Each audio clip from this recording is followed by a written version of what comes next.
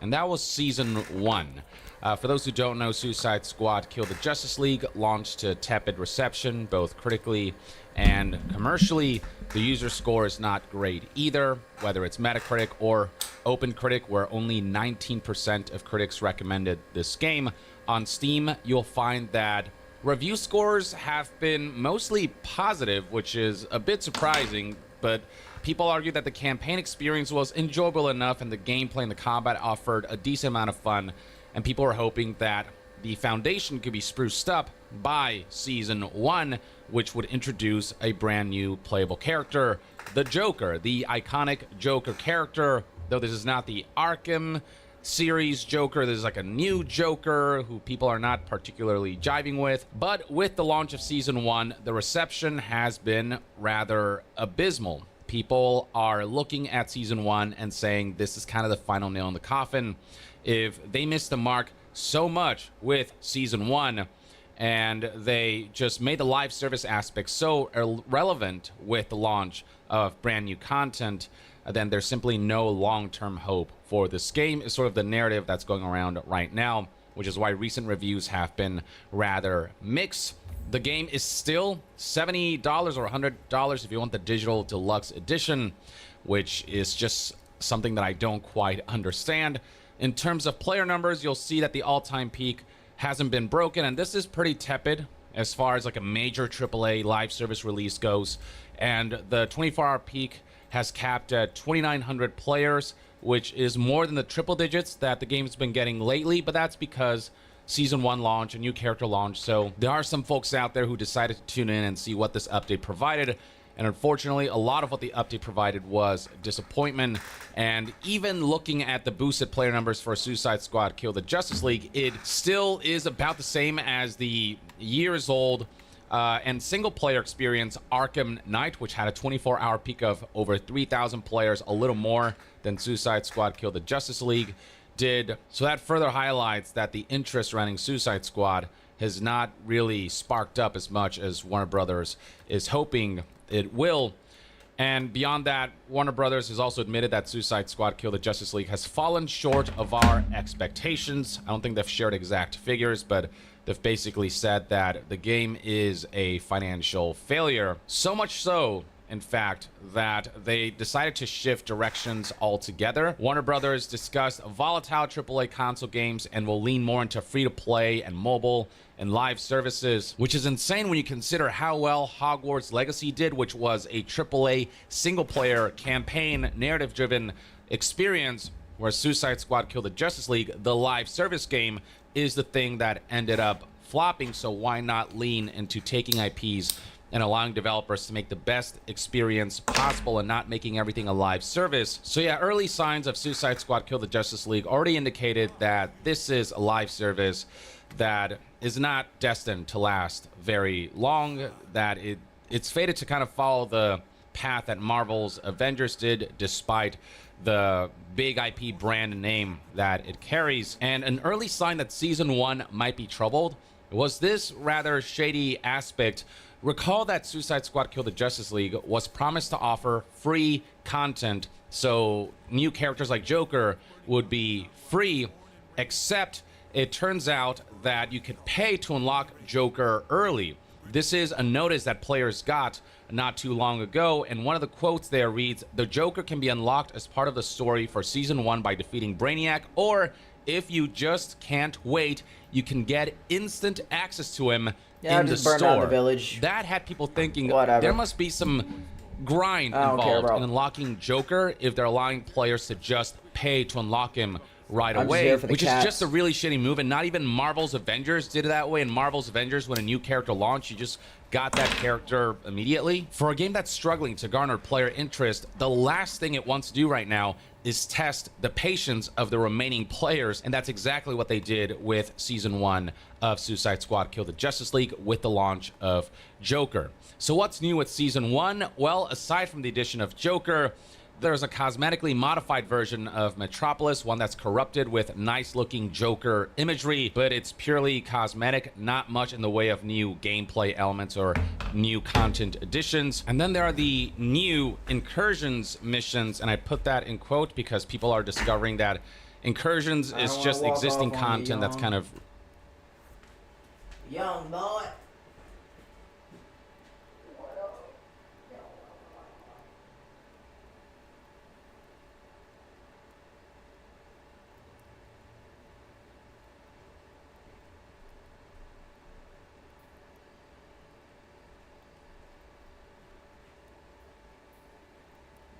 I see you.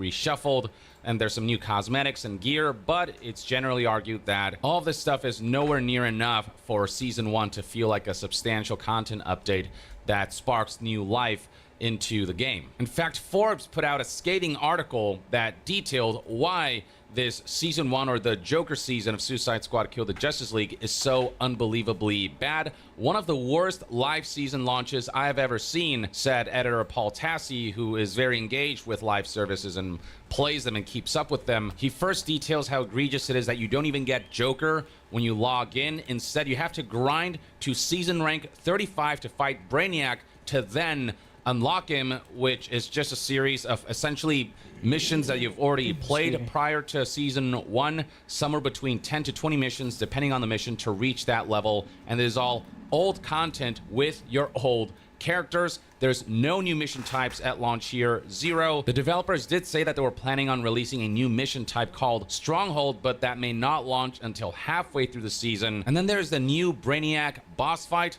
For those who don't know, the setup of the Suicide Squad Kill the Justice League campaign experience is they leave you in a cliffhanger where there's essentially multiverses of Brainiacs involved, and in the base game you fight against a Brainiac boss battle who essentially mimics the Flash. It seems as though in this one the Brainiac boss battle mimics Green Lantern, and there's not enough variation in how that fight plays out to feel Why can all I that not different do anything from else, but the I can actual activate Green my Lantern Keyblades? fight. It just feels like recycled content with a Brainiac skin wrapped around it. So this also feels like recycled material, and just the whole concept of having to fight Brainiac over and over again, and Brainiac just uses powers of Justice League members that you've already fought, and so it's not really new feeling. Like, it's just an awful concept. When it comes to Joker story content, it's pretty bare. There's like a motion comic at the beginning of the season that the season opens with, and then there's like one cutscene with him being taken to Argus and recruited, but aside from that, there's not much else. He doesn't even talk to Harley Quinn, which is kind of crazy given the strong connection that Joker has to Harley Quinn and vice versa. But yeah, there's just no story mission related to Joker at all. There's no content specifically made for players to dive into with Joker. No story missions in this season whatsoever. Once you have Joker, it's back to grinding the same stuff again. So the post game, once you do unlock Joker, is not particularly fun. It's more recycled content, which makes the decision to lock Joker until the end of what is already repetitive and grindy sort of Season 1 leveling all the more baffling, especially with the lack of new objectives. And then Joker himself is not particularly compelling as a brand new character because all of the characters kind of play pretty much the same. They all shoot guns, and the only thing that differentiates them is how they traverse and move around and their ultimate. But that's just not enough to make these characters feel truly distinct from one another and give them a unique identity as far as gameplay is concerned. So this Season 1 situation is just really looking like a bust. Furthermore, on Steam, you'll find users who have talked about the Season 1 Joker content update and how it is just not enough to revitalize a game that was dying since launch. This user review reads, Season 1 just dropped and it's literally just a grind fest to get Joker, who adds almost no cutscenes and no banter, and the new map is just a reskin of the first map. Things are especially brutal if you go to the official Suicide Squad subreddit, where you will find that the top posts and threads over the last 24 hours consist of people just in complete disbelief at just how bad and lacking and insubstantial this Season 1 is, with people saying things like, was a champion of this game, fuck it now. So this is comments coming from loyal players who had hopes that Rocksteady could turn things around. This user highlighted how there's just no story content to be seen here, which is a huge missed opportunity for a character as iconic as the Joker. Here's another once loyal player who said, "This is it, screw it, I'm out of here." This season was make or break for this game, which many people would argue, yes, this is very much the season that would define and set the tone for the future of this game.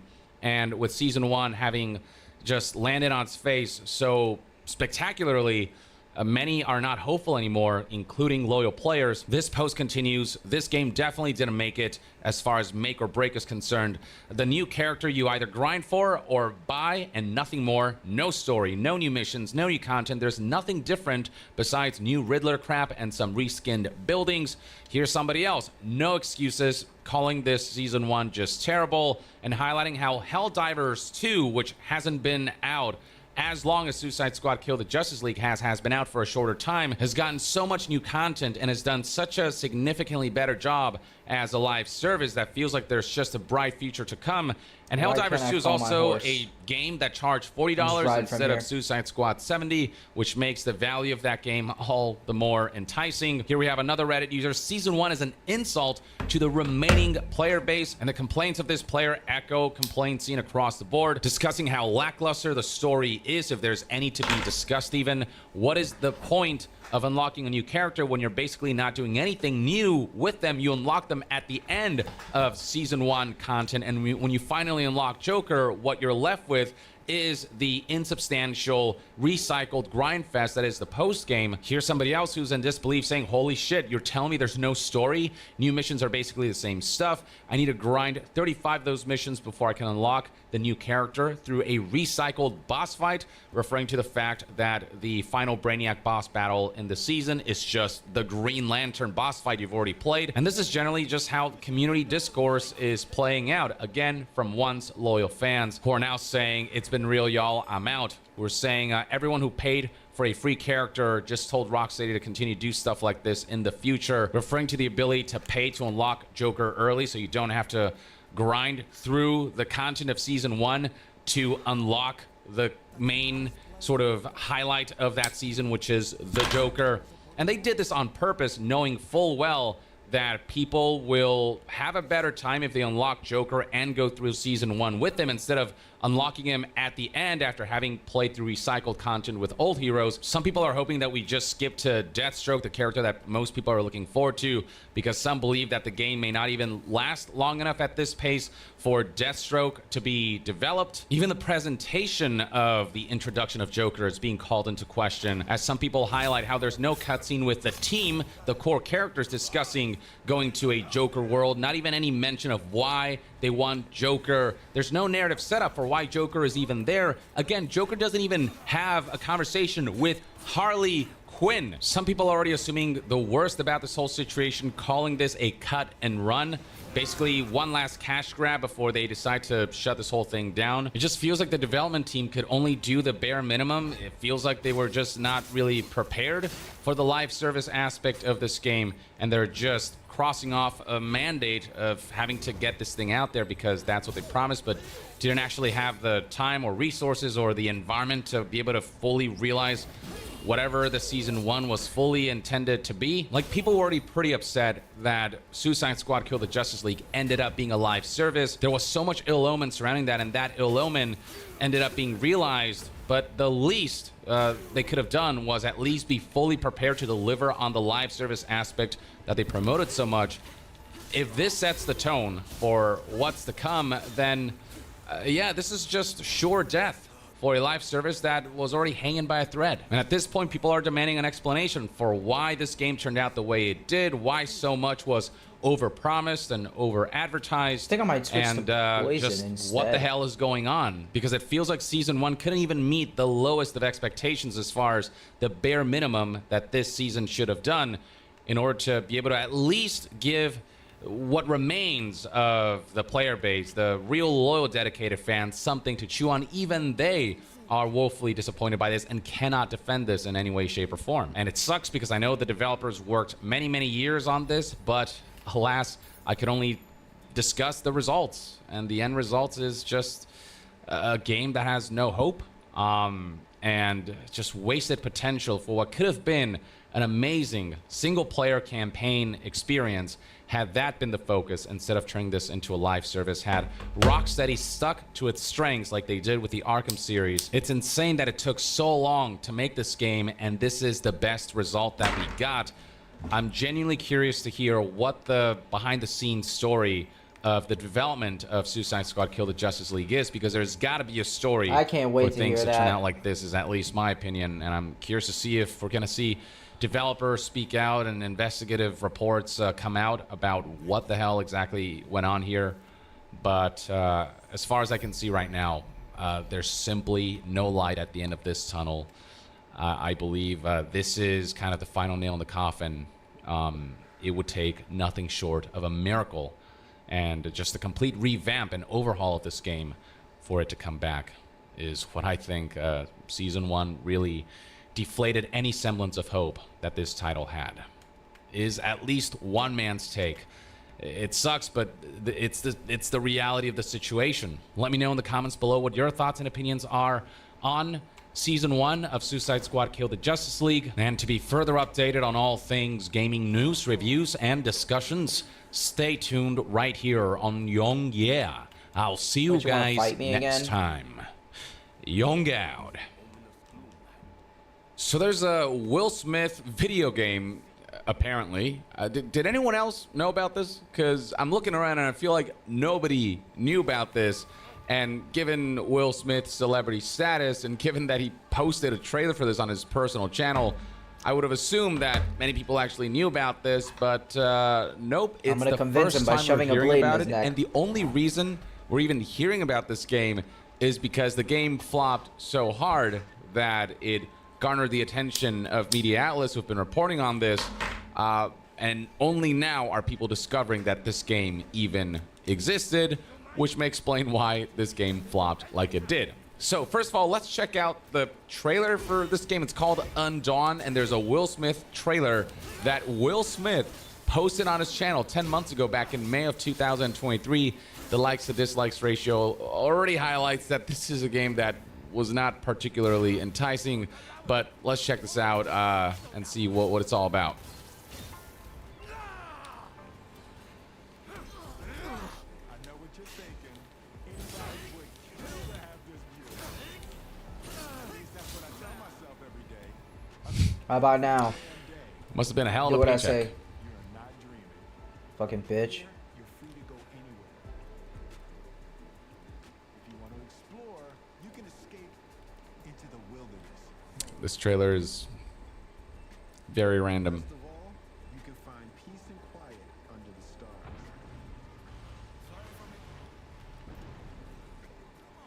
Can't beat a breakfast you caught yourself. You can fry 'em, grill 'em, All right, this whole bit is going overly long, and I'd like to see the game now. choice of wheels. Some are more stealthy friendly than others. Sometimes you need a little more horsepower. Dope, right? Yeah, it's rewind time.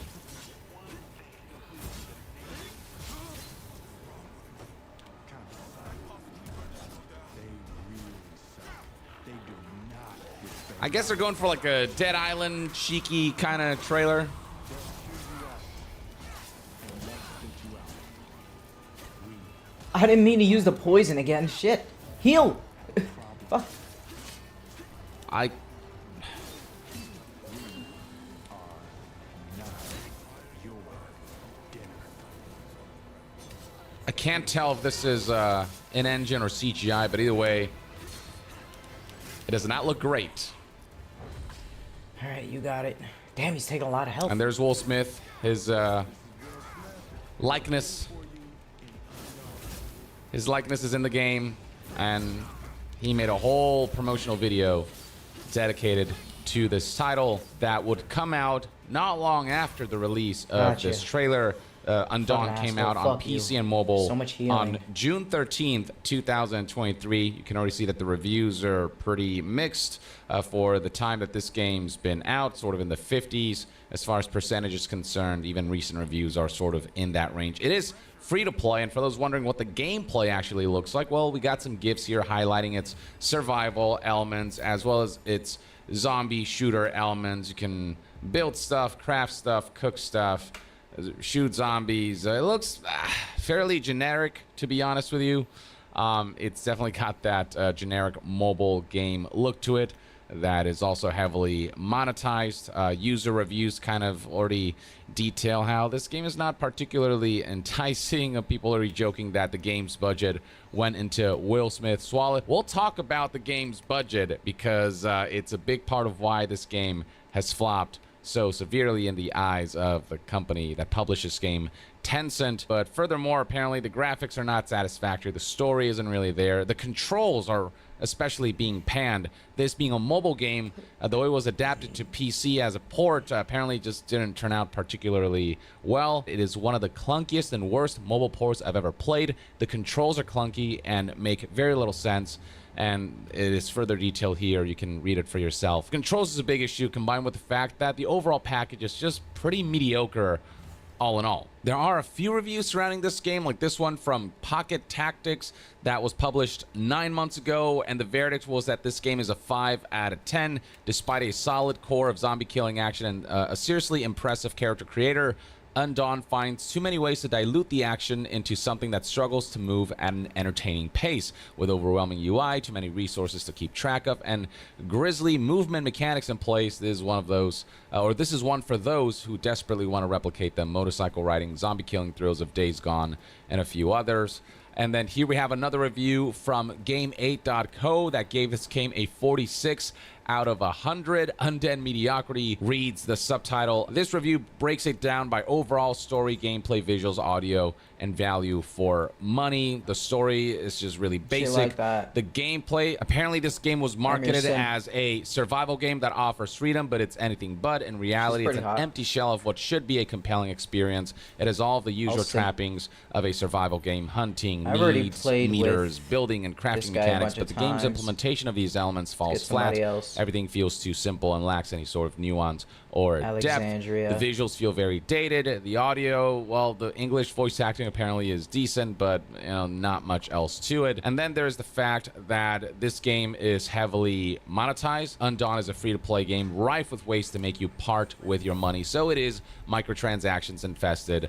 Not at all surprising, given this is a mobile game that was also ported to PC, coming from Tencent. On PC, you can see that the player base surrounding this game is pretty minuscule, especially nowadays. The all-time peak for this game sits at roughly 8,500 players, but that was back in June of 2023. Since then, the average player numbers continue to diminish over time. It got a little boost recently, maybe because of the fact that people finally discovered this game, but even then, the general sort of discussion surrounding this game is how much it's flopped and how mediocre it is. And a lot of content creators who are making content for this game, they're just kind of highlighting that this is all just something of a laughable moment for Tencent as a company, who thought Will Smith's celebrity power would be able to be enough to drive sales surrounding a game that just doesn't stand out from an oversaturated market. And so now we're looking at numbers that are roughly in the triple digits as far as player base is concerned, which for a live service, that doesn't bode well.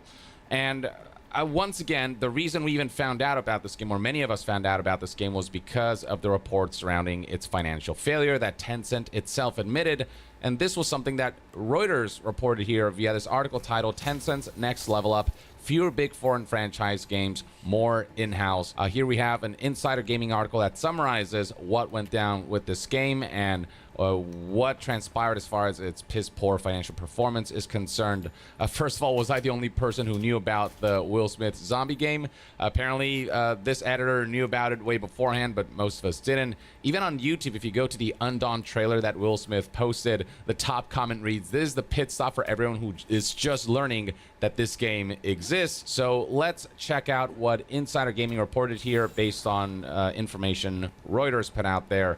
So the game had garnered more than 2 million pre-registrations, in part because of Will Smith's promotional boost. But once the game came out, it bombed monumentally, making just $287,000 against a development budget of $140 million. To say that this game lost money would be an understatement. $287,000 is only 0.2% of $140 million. This is not going to even begin to cover the cost of what is a rather substantial budget for a game that does not feel like it's worth $140 million. I wouldn't be surprised if most of that budget had to go to Will Smith and trying to get his star power to try to move the needle on the interest surrounding this game. $140 million, that just makes absolutely no sense when I've seen far better looking, far better playing, and just far more high fidelity and advanced looking games be made for less than that or for around this budget. This is like AAA scale money for a game that does not look AAA other than the star power that they hired. And the development efforts surrounding this game were not paltry. It reads right here that 300 developers were working on this game, which is quite significant, but unfortunately their efforts weren't enough to really make this game feel like a standout in any way, shape, or form. Visually, narratively, gameplay wise, it all just looks very dated and just kind of very generic. And so now there's just no traffic as far as concurrent players and daily players are concerned, and no traffic when it comes to social media presence and content creation and streaming. And what content creation there is surrounding this game, it's all sort of ridiculing the situation surrounding this game, the situation that Tencent has created for itself. This is a game that failed so spectacularly, and it cost Tencent so much money that when speaking to investors, they said that Undawn's failure as a result of it, that's caused Tencent to move away from large-scale standalone games, and now the company is turning its attention towards casual party games and Genshin Impact-like anime RPGs instead. It feels like they're once again just sort of chasing trends. Why not focus on giving developers with a lot of creativity freedom to come up with ideas that set new trends and raise new bars to new levels that then others have to chase after, instead of you being the one who's continuously chasing after trends or trying to mimic and copy others and just trying to get a slice of the pie in a saturated market, because that's what Undawn feels like. It feels like there's no soul to it. It doesn't feel like somebody had this passion project in mind and just like a really fantastic idea that they couldn't wait to bring out into the world. It just feels like a very corporately developed video game, sort of like a committee came together and asked themselves what gameplay elements would sell and can monetize, and what's trending right now, rather than what's really fun to make and what can we passionately make, something that we can put our own mark on it and say this is a game that we made and it's got our identity in it, and it's something that people will gravitate towards because they feel the creative passion behind it. There's none of that with Undawn. And look, there's nothing wrong with like hiring celebrities if that's what you want to go for, but you got to use them appropriately. You know, when Kojima hired Norman Reedus, like, sure, you can talk about the fact that Kojima seems to hire a lot of celebrities, but all of those actors like pulled in their weight and used their talents and capabilities as actors to bring these characters to life, and it worked. You know, Matt Mikkelsen, Lea Seydoux, you name it.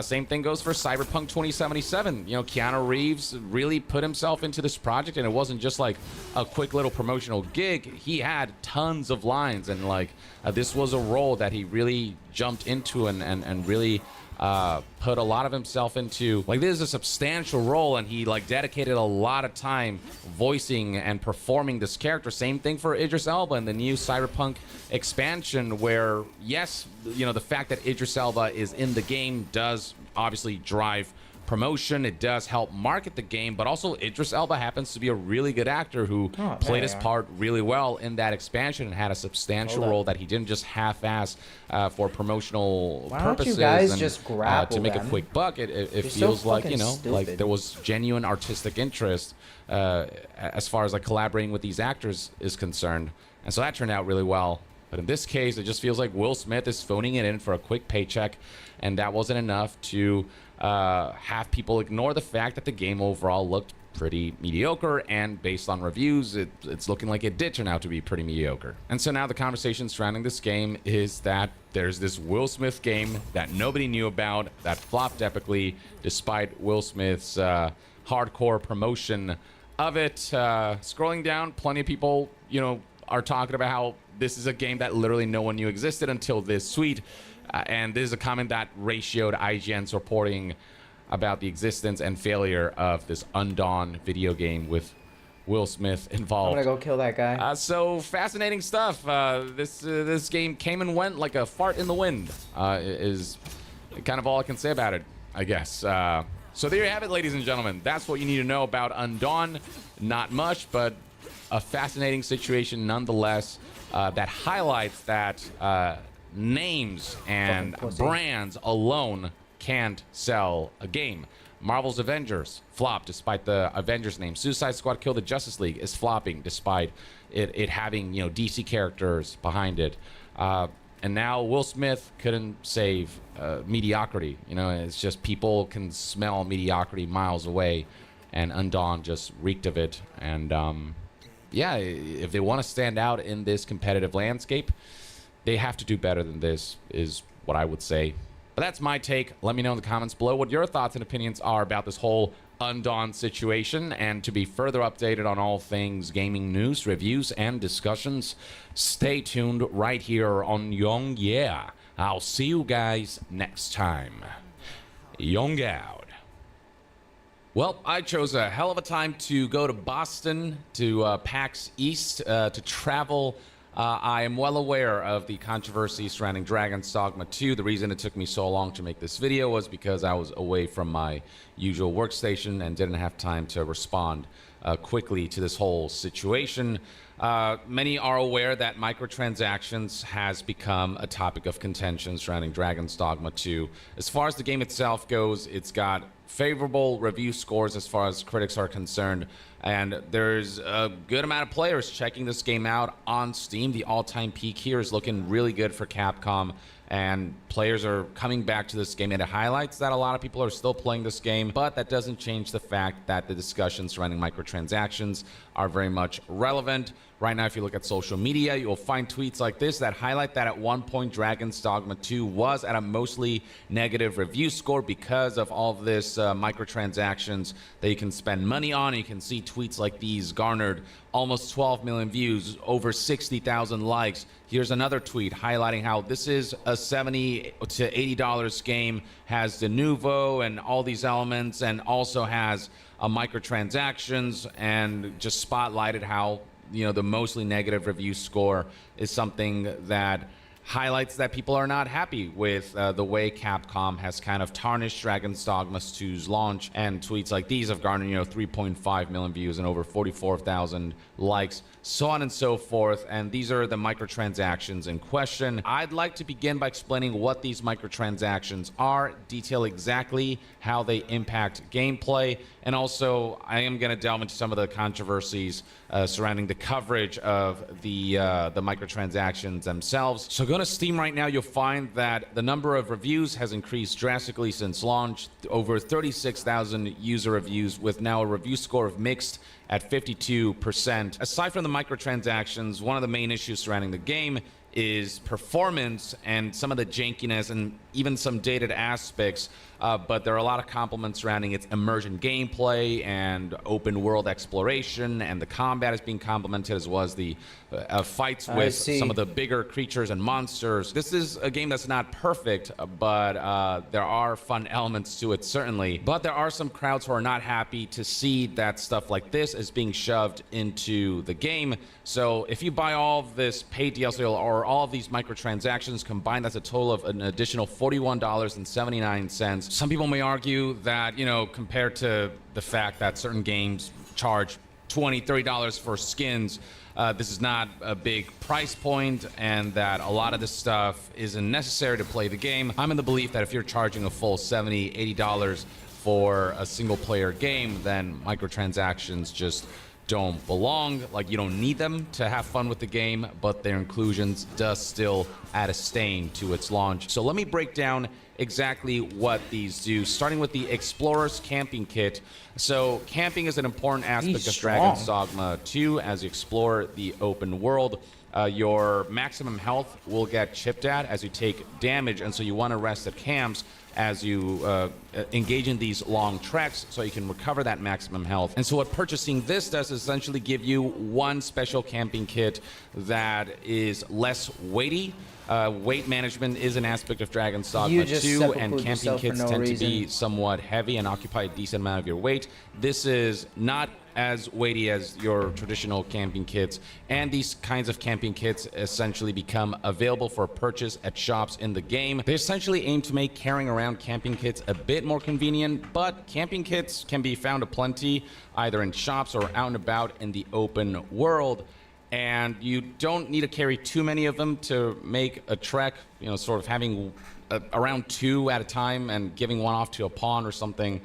That'll get you through a trek. And so this is definitely not a highly necessary thing you should purchase. This Explorer's Camping Kit thing is pretty useless overall, and you can definitely get away without purchasing it. But maybe folks like to carry around more camping kits without having to manage weight as much. Maybe they'll be tempted to purchase this particular paid DLC, this particular microtransaction. Next up, we have the Dragon's Dogma Music and Sound Collection, which apparently adds original Dragon's Dogma in-game music and sound effects, so it's more of like a cosmetic thing, I suppose. Then we have the Harpy Snare Smoke Beacons, which gives you 3 Harpy lore items that essentially allows you to call in Harpies so you can like cling onto them, and they will essentially like lift you up. And it's very situational, where if you need to scale a wall to reach a treasure chest that's behind that wall that you otherwise wouldn't be able to get to, then you can call upon this Harpy to be able to get you through that obstacle. But there are other ways to get you through those obstacles as well. Like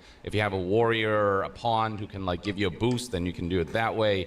And you can also find these in-game as well. Then we have a Thoughtful Gift, which gives you a pendant that essentially deepens your relationship with NPCs.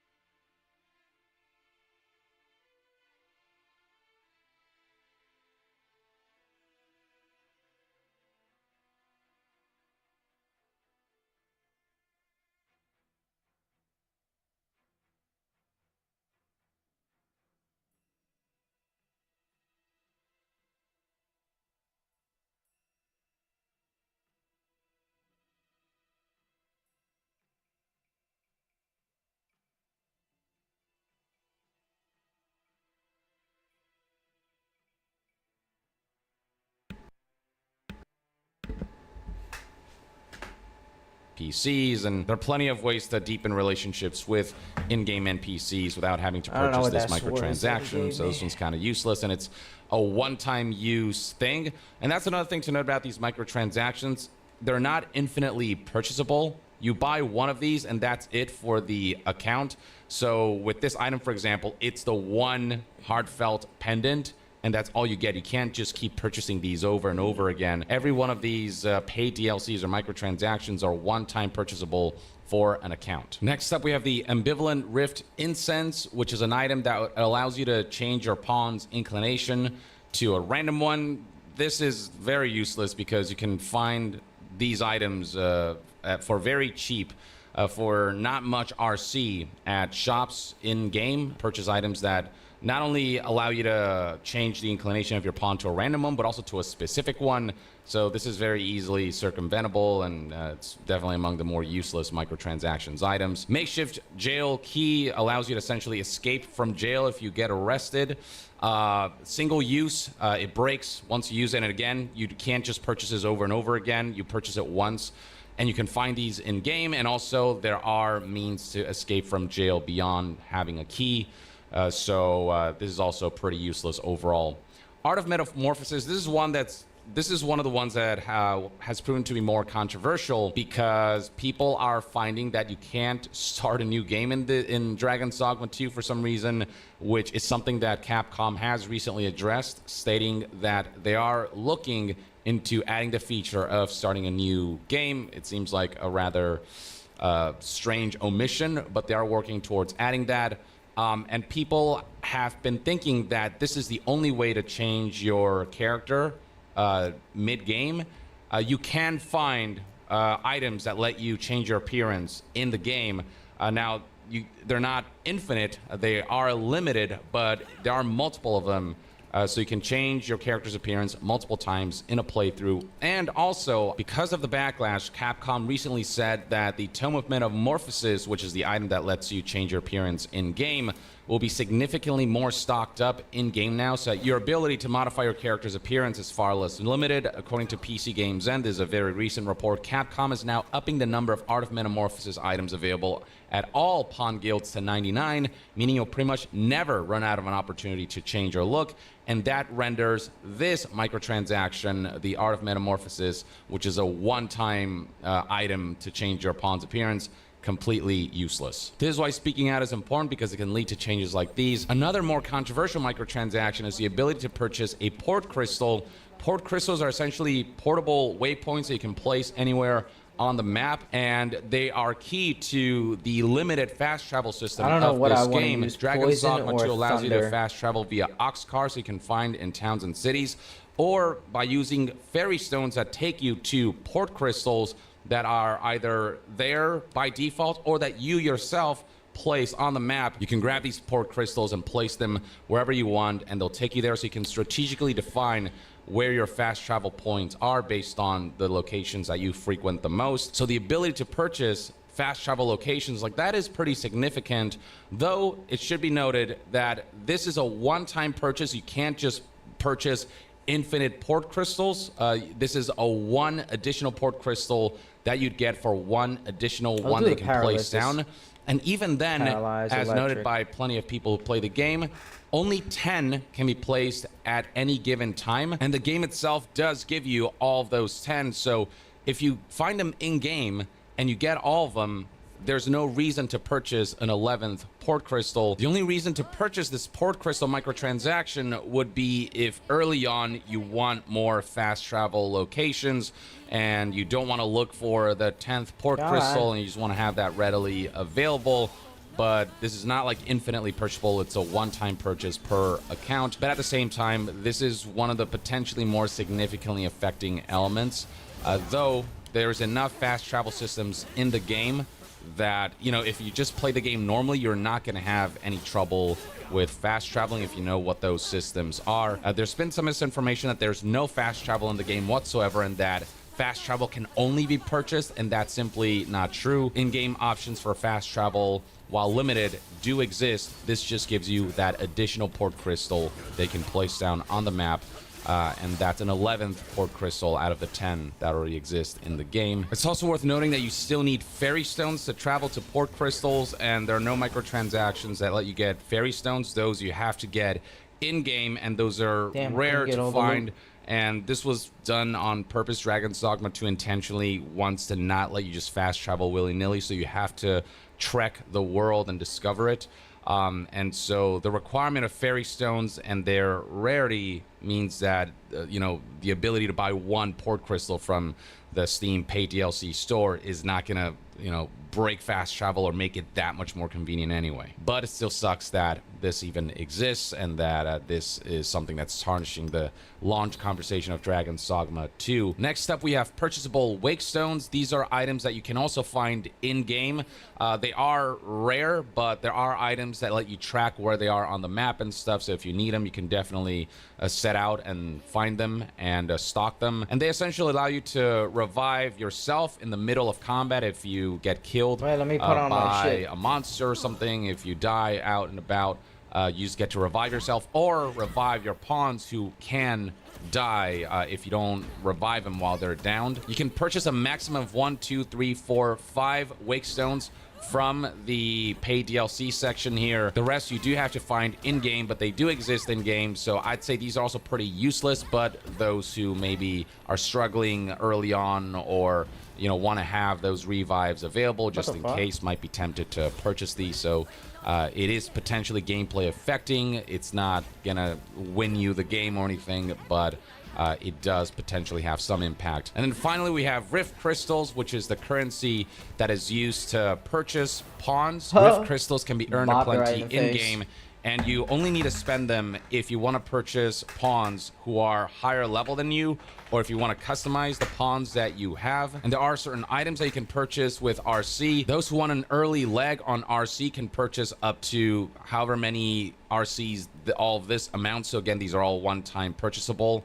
But then beyond that, you have to get those RCs through gameplay. I find that you earn enough RC just through gameplay where it'd be foolish to spend money on purchasing RC through microtransactions, but obviously that option is there to tempt some of those who maybe don't want to grind for RC, or who maybe want a big boost of RC at some point in their playthrough. That's there for people to spend money on. So what these Dragon's Dogma 2 microtransactions amount to is, at best, just really useless stuff that you don't have to purchase to have a proper experience with the game. At worst, they are essentially paywalled cheat codes and paywalled accessibility options that they decided to sell in a full price $70 to $80 game. As a personal stance, I find these completely unacceptable, not game ruining in any way, shape, or form. You could play the game not knowing these microtransactions exist and have the experience that this game is meant to be. But it doesn't change the fact that this stuff is trying to milk a little bit more money out of people who maybe don't want to go through the struggles that you're meant to go through with Dragon's Dogma 2 for it to be the experience that it was designed to be. It is still scummy. It can potentially disrupt the game design of the game a little bit in terms of how it was meant to be played. Or it's stuff that maybe if you want to give to people who want to have an easier time with the game as a cheat option or as an accessibility option, the fact that you're charging for that is still scummy. And Capcom did this to themselves. They shot themselves in the foot in terms of the early conversation of the launch of this game, and the fact that this game could have had a higher user score, and the conversation likely would have been much more positive had they not done this thing right here that they don't need to do to make Dragon's Dogma 2 a profitable product. I mean, you can tell from the player numbers that a lot of people are playing this game. No doubt sales are going to show a really positive sign. All Capcom did was generate bad will where there didn't need to be. Like, I really have to wonder if releasing these microtransactions is worth the damage that it does when it comes to the optics and conversations surrounding this game. I've seen folks fairly highlighting how once upon a time we had cheat codes that now you have to buy instead of just, you know, finding them as cool little secrets or inputting the codes required to activate them. And others highlighting how Baldur's Gate 3, one of the biggest games, and I mean, it's been winning all kinds of accolades on top of the fact that it's sold incredibly well. Their stance was there are no in-game purchases. We believe in providing a complete and immersive gaming experience without the need for additional purchases. Meanwhile, Capcom continuously tests the waters on microtransactions. It's not just Dragon's Dogma 2, but previous Capcom releases as well. And yes, these microtransactions are by far not even the worst we've ever seen. But it doesn't change the fact that their existence is still leaves a sour taste in people's mouths. And I think many would agree, Capcom would be far better off if they just stopped doing these little microtransactions bits altogether. Now, Capcom is trying to do some damage control in the form of stating that they're working on the option to start a new game. They are looking into performance issues and ways to improve that in the future. And they've said that as far as changing your character's appearance goes, they're going to make that way easier and pretty much unlimited with upcoming updates. But it could be argued that all of that stuff should have been there at launch. Now, another aspect that I want to talk about is the controversy surrounding people noting that a lot of reviewers didn't point out the microtransactions or didn't highlight them in their reviews. The initial belief was that all this stuff was just kind of snuck in there after launch and that this information was not relayed to reviewers. I thought the same at first, but as it turns out, this was God damn it. views, over 60,000 likes. Here's another tweet highlighting how this is a $70 to $80 game, has de novo and all these elements, and also has microtransactions, and just spotlighted how, you know, the mostly negative review score is something that highlights that people are not happy with the way Capcom has kind of tarnished Dragon's Dogma 2's launch, and tweets like these have garnered, you know, 3.5 million views and over 44,000 likes, so on and so forth. And these are the microtransactions in question. I'd like to begin by explaining what these microtransactions are, detail exactly how they impact gameplay, and also I am going to delve into some of the controversies surrounding the coverage of the microtransactions themselves. So go to Steam right now, you'll find that the number of reviews has increased drastically since launch, over 36,000 user reviews, with now a review score of mixed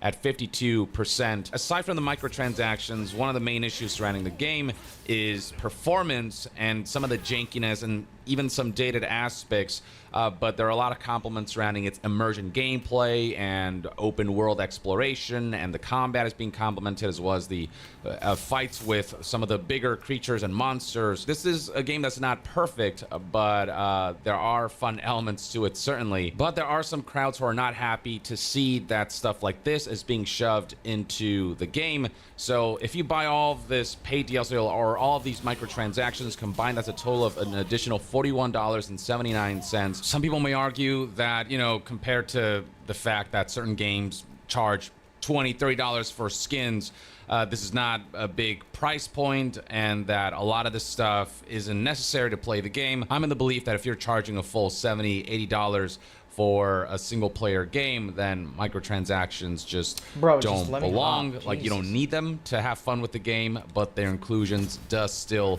add a stain to its launch. So let me break down exactly what these do, starting with the Explorer's Camping Kit. So camping is an important aspect of Dragon's Dogma 2 as you explore the open world. Your maximum health will get chipped at as you take damage, and so you want to rest at camps as you engage in these long treks so you can recover that maximum health. And so what purchasing this does is essentially give you one special camping kit that is less weighty. Weight management is an aspect of Dragon's Dogma 2, and camping kits tend to be somewhat heavy and occupy a decent amount of your weight. This is not as weighty as your traditional camping kits, and these kinds of camping kits essentially become available for purchase at shops in the game. They essentially aim to make carrying around camping kits a bit more convenient, but camping kits can be found aplenty either in shops or out and about in the open world. And you don't need to carry too many of them to make a trek, you know, sort of having around 2 at a time and giving one off to a pawn or something.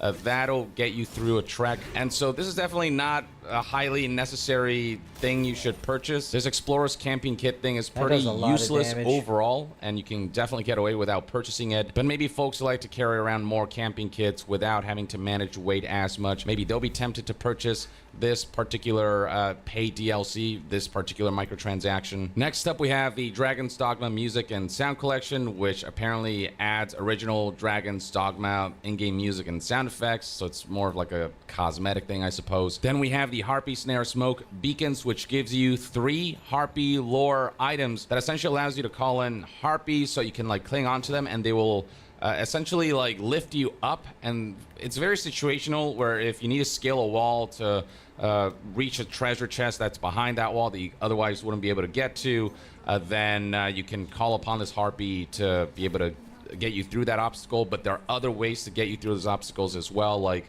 if you have a warrior or a pawn who can like give you a boost, then you can do it that way. And you can also find these in-game as well. Then we have a thoughtful gift, which gives you a pendant that essentially deepens your relationship with NPCs. And there are plenty of ways to deepen relationships with in-game NPCs without having to purchase this microtransaction. So this one's kind of useless, and it's a one-time use thing. And that's another thing to note about these microtransactions. They're not infinitely purchasable. You buy one of these and that's it for the account. So with this item, for example, it's the one heartfelt pendant and that's all you get. You can't just keep purchasing these over and over again. Every one of these paid DLCs or microtransactions are one-time purchasable for an account. Next up, we have the Ambivalent Rift Incense, which is an item that allows you to change your pawn's inclination to a random one. This is very useless because you can find these items for very cheap, for not much RC at shops in-game. Purchase items that not only allow you to change the inclination of your pawn to a random one, but also to a specific one. So this is very easily circumventable, and it's definitely among the more useless microtransactions items. Makeshift Jail Key allows you to essentially escape from jail if you get arrested. Single use, it breaks once you use it, and again, you can't just purchase this over and over again. You purchase it once, and you can find these in game, and also there are means to escape from jail beyond having a key. So this is also pretty useless overall.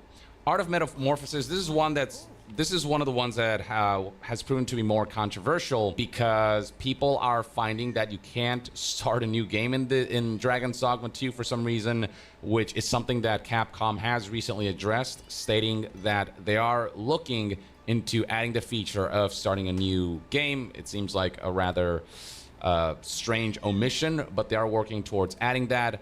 And people have been thinking that this is the only way to change your character mid-game.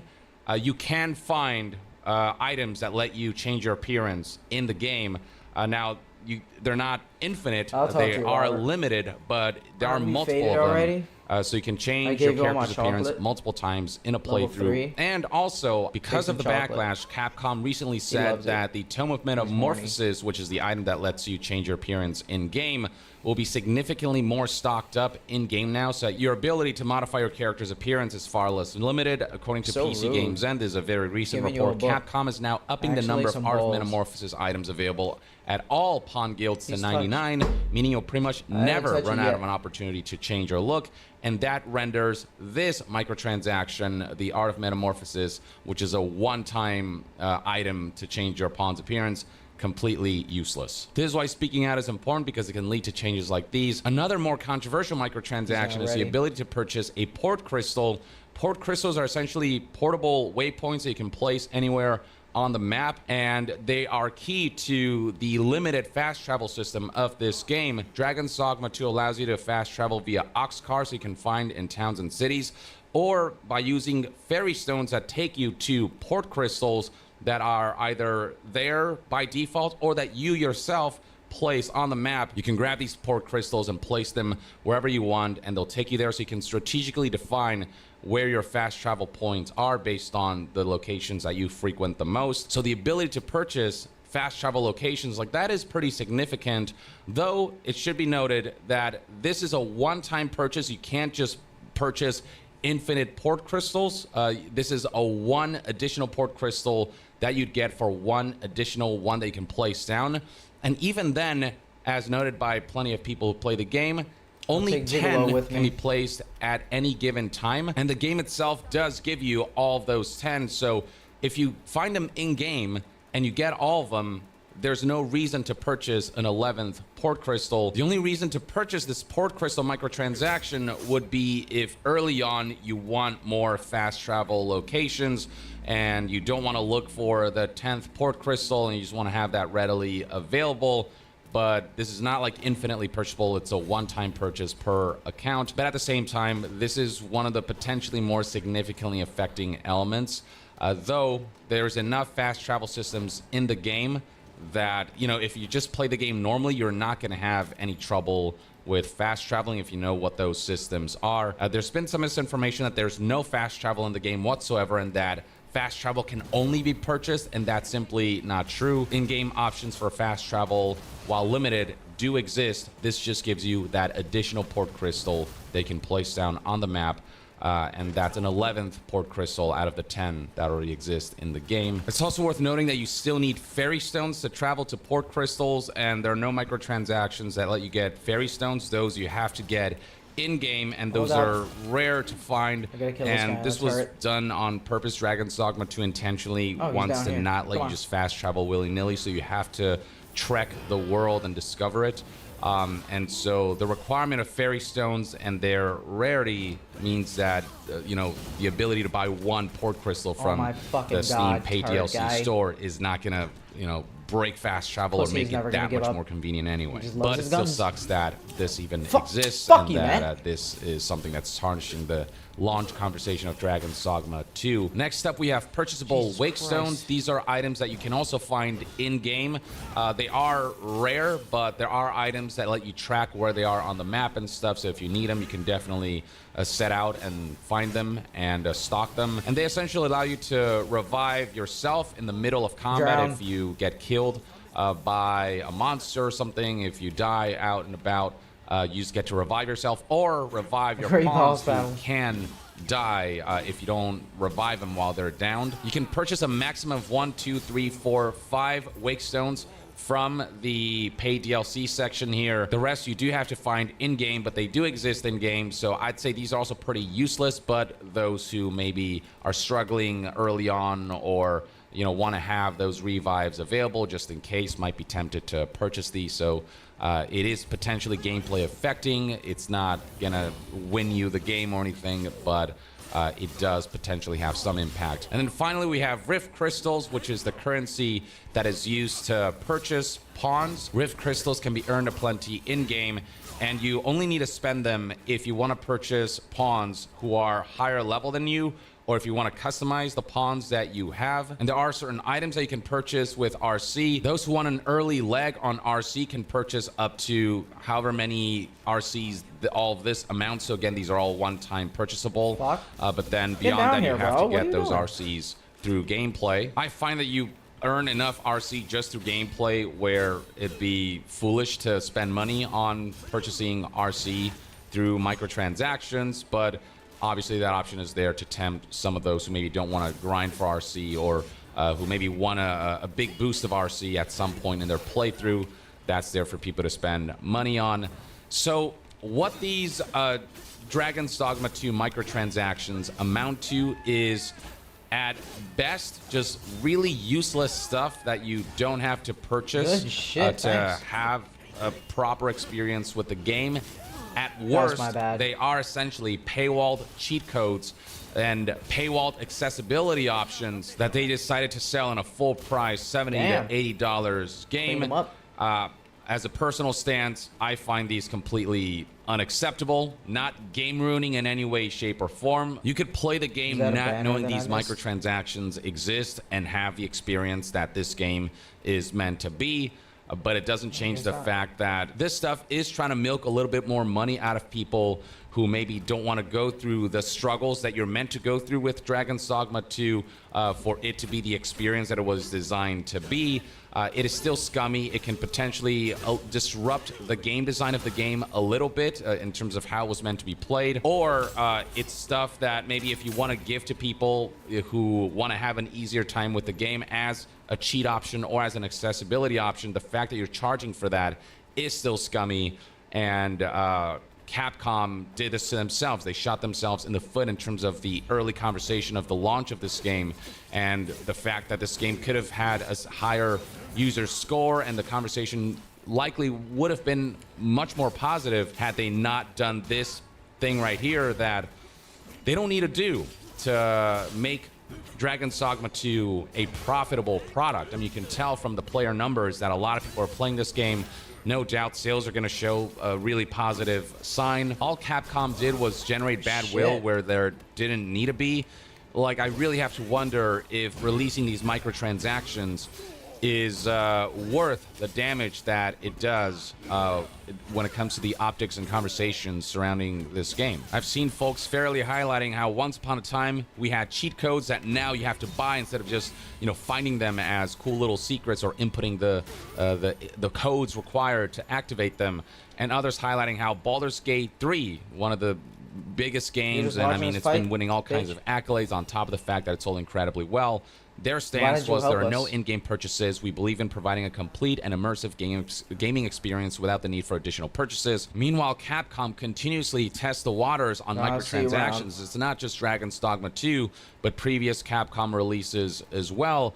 And yes, these microtransactions are by far not even the worst we've ever seen, but it doesn't change the fact that their existence is still leaves a sour taste in people's mouths. And I think many would agree, Capcom would be far better off if they just stopped doing these little microtransactions bits altogether. Now, Capcom is trying to do some damage control in the form of stating that they're working on the option to start a new game. They are looking into performance issues and ways to improve that in the future, and they've said that as far as changing your character's appearance goes, they're going to make that way easier and pretty much unlimited with upcoming updates. But it could be argued that all of that stuff should have been there at launch. Now, another aspect that I want to talk about is the controversy surrounding people noting that a lot of reviewers didn't point out the microtransactions or didn't highlight them in their reviews. The initial belief was that all this stuff was just kind of snuck in there after launch and that this information was not relayed to reviewers. I thought the same at first, but as it turns out, this was information that was in fact relayed to reviewers in the email that sent out the review codes and the review guides surrounding this game.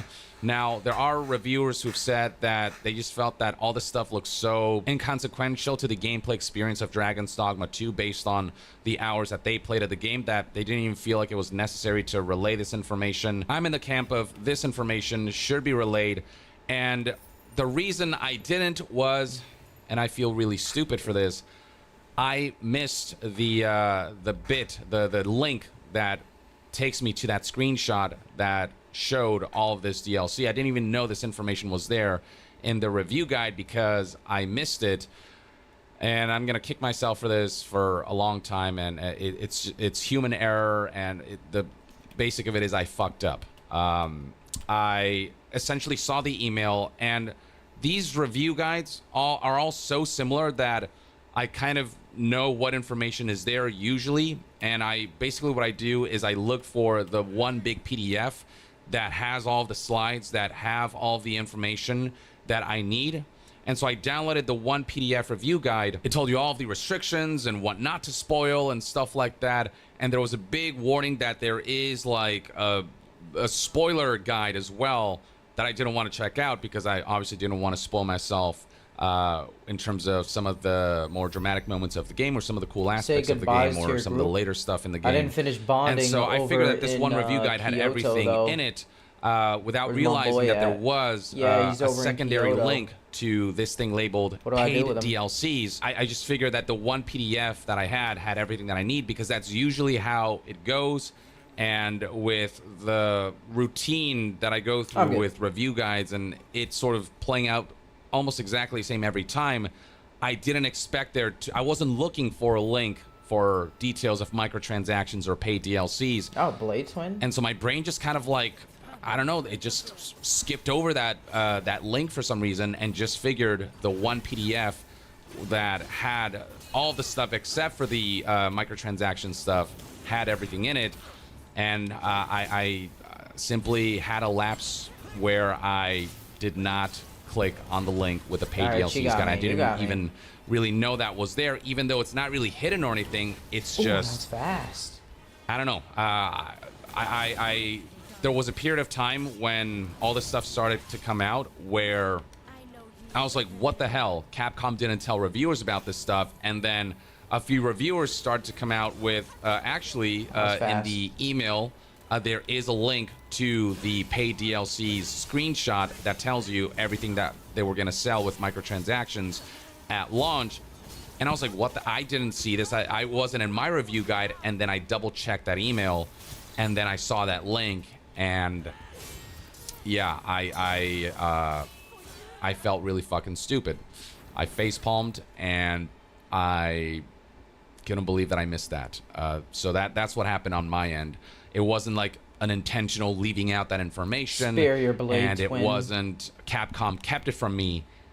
It was me just not I'll save you. for some reason. I miss you, low bro. Not Lil seeing sis. the link to that particular We used to be so bit of cool. information. play Overwatch and I can together. only Gears of War, apologize for Borderlands. this error on my part. Before they And, made everyone gay. Next time I'm gonna make doubly sure to ensure that I get all the information, that It's I click just on all the links that are there. been a lot, Even if, I know. and one of the reasons why Been we really woke. don't like overly read Now you're certain emails is because anti-woke. they do have spoilers. Like some review guides do have spoilers, and then like don't spoil this, and they tell Oh, you I what beat the the game, spoiler nice. is, and Fucking it does beat kind her of ass. impact the experience of playing the game. And so I try to look at just the most relevant and important information I of the don't care. review guides and here download for the the main gameplay. primary guide that is Fucking usually there as a cringe PDF. cutscenes. Everything else is so routinely Not like, oh, cringe. well, I know what everything else says, that I just Alright, I thank you. wasn't looking I'll for take a my paid achievement. DLC guide, and I Fucking done didn't with that. I see want it. to play the Stellar Blade demo. But I should have seen it.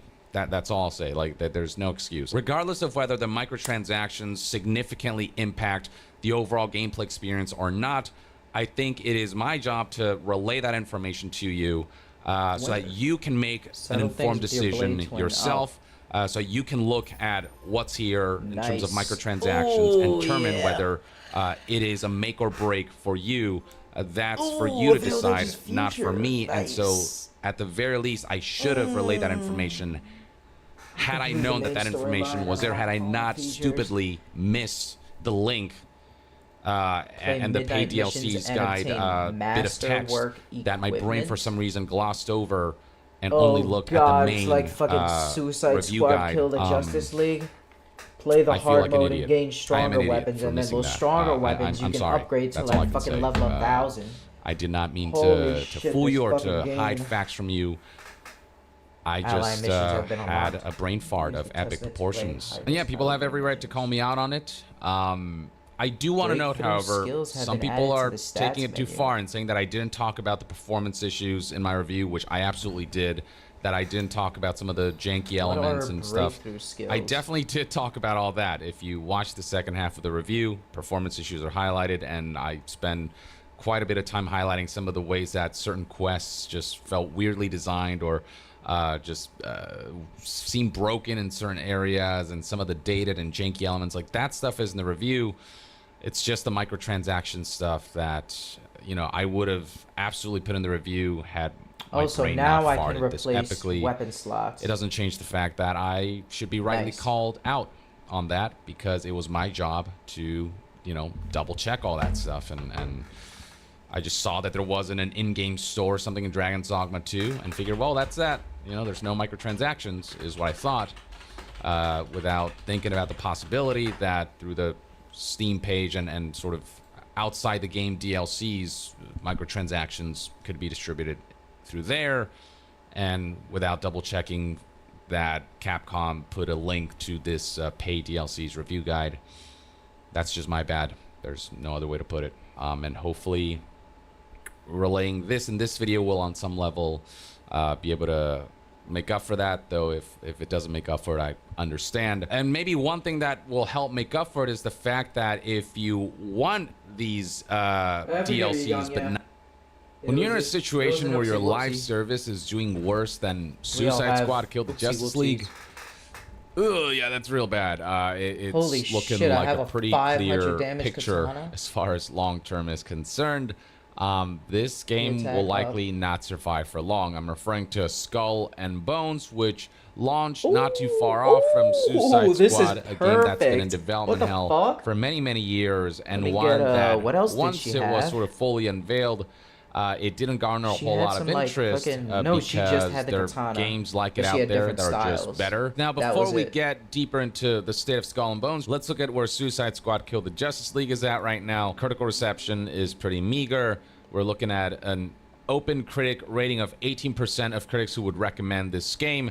And on Steam charts, you can see right now that the number of players who are engaging with this game remains at the triple digits, which is really not a great sign of a live service that has long legs. It keeps dipping between sort of low to high triple digits. It usually tends to sit in the mid triple digits. And the reason it's even at higher triple digits right now is because the game recently went on sale. Looking at Steam right now, you can see that the game is 40% off. So that drew in some folks to check this game out at a cheaper price point, which was the smart thing to do. And so that is the cause of why we're seeing an uptick in players. But even that sale wasn't enough to really revitalize the current player base. The fact that even at 40% sale, the game can't break past the triple digits is not a good sign at all. And some aspects of the game are so broken as to make the experience unplayable to some, that some people have even managed to successfully get a refund from PlayStation support, which is rather rare once you make a digital purchase. The fact that this is even possible might suggest that the game may be in a technically shoddy enough state for some where PlayStation is justifying giving money back and actually engaging in something that they usually don't do. And so yeah, pretty bad situation. Unfortunately, I would have loved Rocksteady to knock this one out of the park and remind us of the good old days of the Arkham series games, but Suicide Squad, it's just a far cry from what made Rocksteady really special when it comes to, you know, their particular speciality of game launches. And now with Skull and Bones, the critical reception is similar to Suicide Squad Kill the Justice League. On OpenCritic, though, if you look at the number of critics who'd recommend this game, only 12% versus Suicide Squad's 18%. And it seemed as though many heeded the words of critics, as Skull and Bones, if you look at its performance metrics, the ones that can be gleaned at publicly, it is definitely performing worse than Skull and Bones, particularly on consoles, as reported here by news outlet Forbes, who noticed that Skull and Bones was very briefly inside PlayStation's top 10 most played games at launch, but then it just quickly fell out of that list entirely. Whereas with Suicide Squad at launch, it did debut at #1, and it did eventually fall out of that list, but that happened a lot more slowly over time rather than an immediate fallout off that list. And it's important to note that this is including the fact that the game offers a free trial across all platforms, and it's not an insubstantial free trial. We're talking about being able to play up to 8 hours for free and carry progression over upon purchase of the game. The fact that the game is free for 8 hours was likely one of the only reasons that this game ended up at #1 briefly at all, and the fact that it fell out so quickly likely suggests that a lot of people didn't proceed to purchase the game after their free trial was over, which means that Ubisoft likely didn't make any money at all from a significant portion of players who tuned into this game through that free trial. It also doesn't help matters that Skull and Bones was sold at the full $70 price point, and a lot of people don't feel like Skull and Bones has the substance to justify that price point, although Yves Guillemot will tell you that this is a quadruple A game, and that's why we're leading towards a $70 price point for this massive live service, when Skull and Bones feels like anything but. It doesn't do anything that makes it scale far beyond what your AAA games already accomplish. And the game also hasn't gone on sale yet. It's currently sitting at $70 for the base version of the game, though the deluxe edition or the more expensive, like, premium editions did go on sale. So for some reason right now, Skull and Bones Premium Edition is a little bit cheaper at $67 than the base $70 price point. So I don't know what is going on here. I don't know why they wouldn't reduce the base game's price point as well, so that they can take the floor of Skull and Bones price point and lower it, because clearly people aren't receptive to the fact that this game is $70. I mean, hell, even with a free trial, people aren't all that receptive to it. So maybe it's time to lower the price point across the board and, you know, make it significantly less than $70 or even $67 to play this game. Also worth looking at is PlayStation's official stats for the top downloaded games of February 2024, as published here on the PlayStation blog. Scrolling down, you'll find a list that details that on February 2024, the #1 top most downloaded game was Helldivers 2. Below that is Final Fantasy VII Rebirth. Suicide Squad Kill the Justice League is at #3. And I imagine that's a relatively tepid #3 if, you know, PC numbers are any indication. I imagine that Suicide Squad Kill the Justice League on PlayStation 5 did not achieve any substantial numbers. By Warner Brothers' own admission, Suicide Squad Kill the Justice League's commercial performance was overall a disappointment and came below Warner Brothers' expectations. Ooh, and so the Katana fact that doesn't Skull have and it, Bones is so much lower than Suicide Greatsword Squad Kill the does. Justice League on this list further goes to highlight how much worse Skull and Bones is performing, even compared to Suicide Squad Kill the Justice League, which already kind of set a pretty low bar, commercially speaking. On this list, when it comes to downloaded games in the US and Canada, Skull and Bones came in 8th place, even below games like Grand Theft Auto 5, which are many years old. Specifically, Grand Theft Auto Online still pushes copies of the game, but Skull and Bones being, like a shiny brand new live service, it not being able to break top 5, it not being able to come close to the commercially failing Suicide Squad Kill the Justice League, I mean, that is a significant indicator for how poorly this game is performing. And once again, there's a free trial for this game, and still the download numbers are seemingly not ideal. Now, in Europe, you can see that Skull and Bones is actually beating out Suicide Squad Kill the Justice League, but not by much. Suicide Squad is in 8th place in Europe, and Skull and Bones is in 7th. Still not a particularly high bar to meet, commercially speaking. And going back to Suicide Squad's player numbers on PC, if this is what it looks like for this game, I can only imagine what those numbers look like for Skull and Bones. We don't know because Skull and Bones isn't on Steam. Ubisoft has relegated that game strictly to the Ubisoft Store and Epic Games Store. So there's no, like Steam charts equivalent for those launchers and storefronts. So we don't have exact figures there, but looking at the way the game is performed on consoles and seeing its place on, top charts when it comes to sales and downloads on PlayStation and Xbox, it's pretty apparent what the story is here. It's also worth noting that following the launch of Skull and Bones, Assassin's Creed 4 Black Flag, which was the introduction of Ubisoft's naval combat system, and which many would argue is the better game compared to Skull and Bones because it actually lets you be a pirate instead of just controlling a ship, and it lets you have boots on the grounds experience as well, is currently performing better than Suicide Squad Kill the Justice League. And if Skull and Bones is performing worse than Suicide Squad, then I imagine that those numbers are significantly lower than what Assassin's Creed 4 Black Flag is pulling here. It's not even a huge uptick from what it traditionally draws in, but an uptick nonetheless. The 24-hour peak as of the recording of this video is over 1,300 players, almost 1,400 players, and over the last hour, almost 1,000 people are playing this game. And then further beyond that, a game of this genre that's thriving is none other than Sea of Thieves, which you can see right here is seeing 24-hour peaks of over 10,000 players. Just over the last hour, over 7,000 players are engaging with this game. And it's also worth mentioning that this game is going to be launching on PlayStation. This is a game that is owned by Microsoft and Xbox, but they've decided to release this game on PlayStation because it's going to drive sales and it's going to make them a lot of money. And it seems as though that strategy is going well, judging by the fact that Sea of Thieves is currently the #1 best-selling pre-order on PlayStation Network in the United States as of March 9th, 2024, ahead of the likes of Dragon's Dogma 2 and the Elden Ring DLC Shadow of the Erd Tree.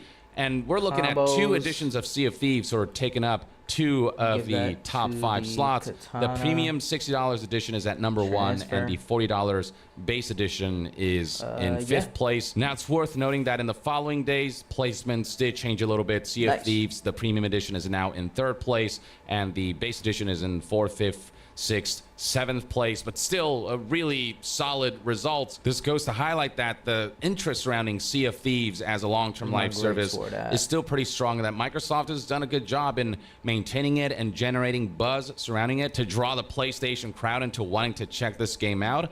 And, this means that more people can play Sea of Thieves, and Microsoft can make more money off of this game, and they can spread the game to a wider audience base and make the IP just bigger in general. Now, Sea of Thieves has been out for longer, and initially it did struggle. And so who knows if Ubisoft will somehow be able to pull off a major comeback with Skull and Bones.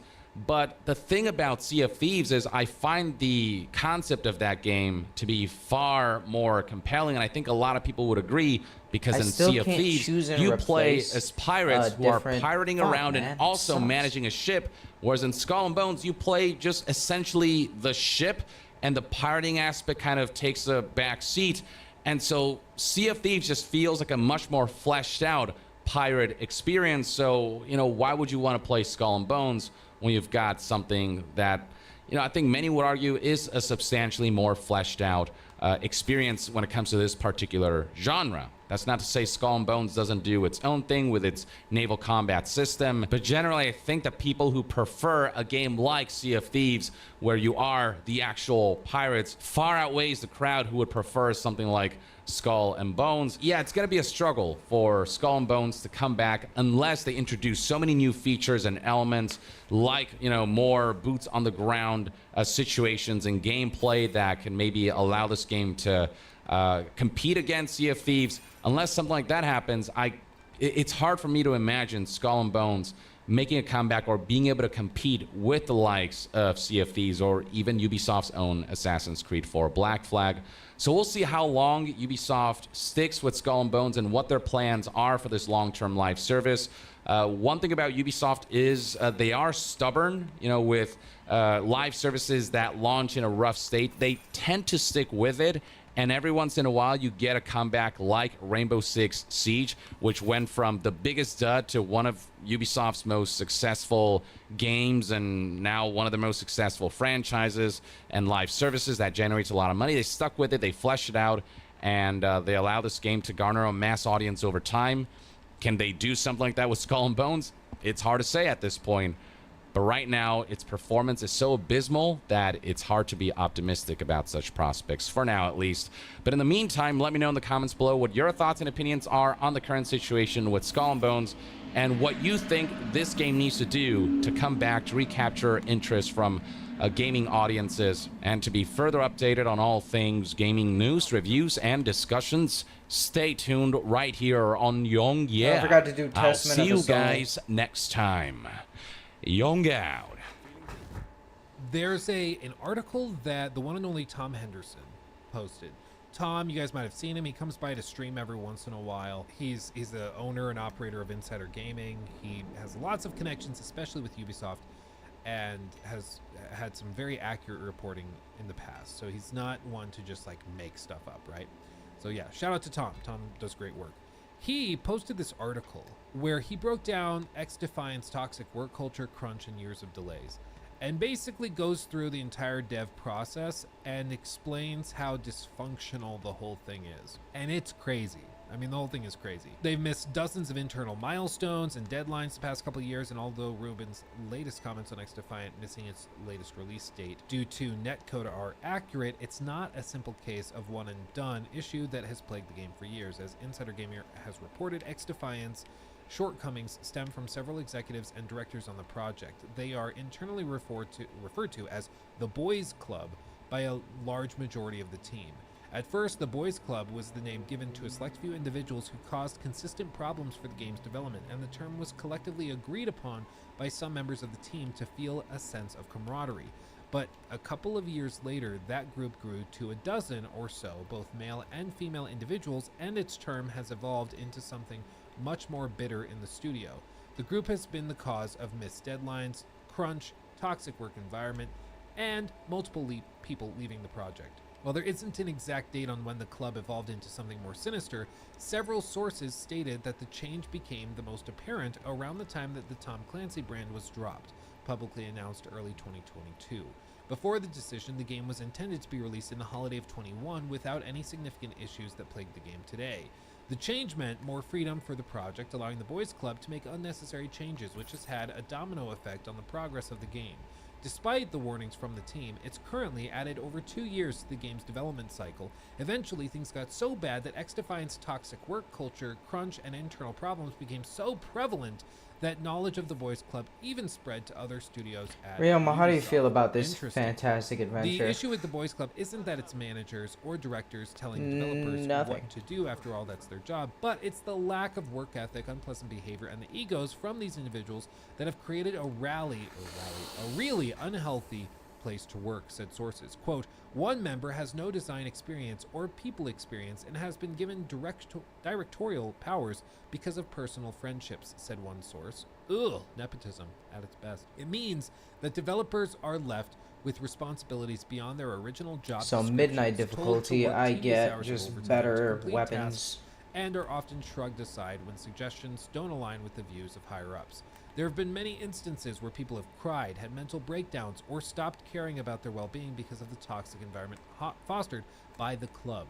The Boys Club is a closed group of protected individuals who think they are better than everyone else and do as they please without any repercussions, said one dev.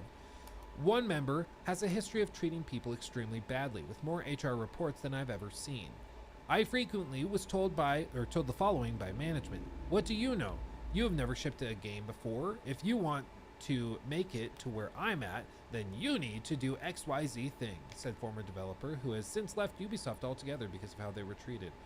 I've heard it's pretty bad over there, but it's bad everywhere at Ubisoft, to be honest, said another developer working at another studio. The netcode issues. As of late 2023, XDefiant's team has been facing a huge hurdle with the game's netcode.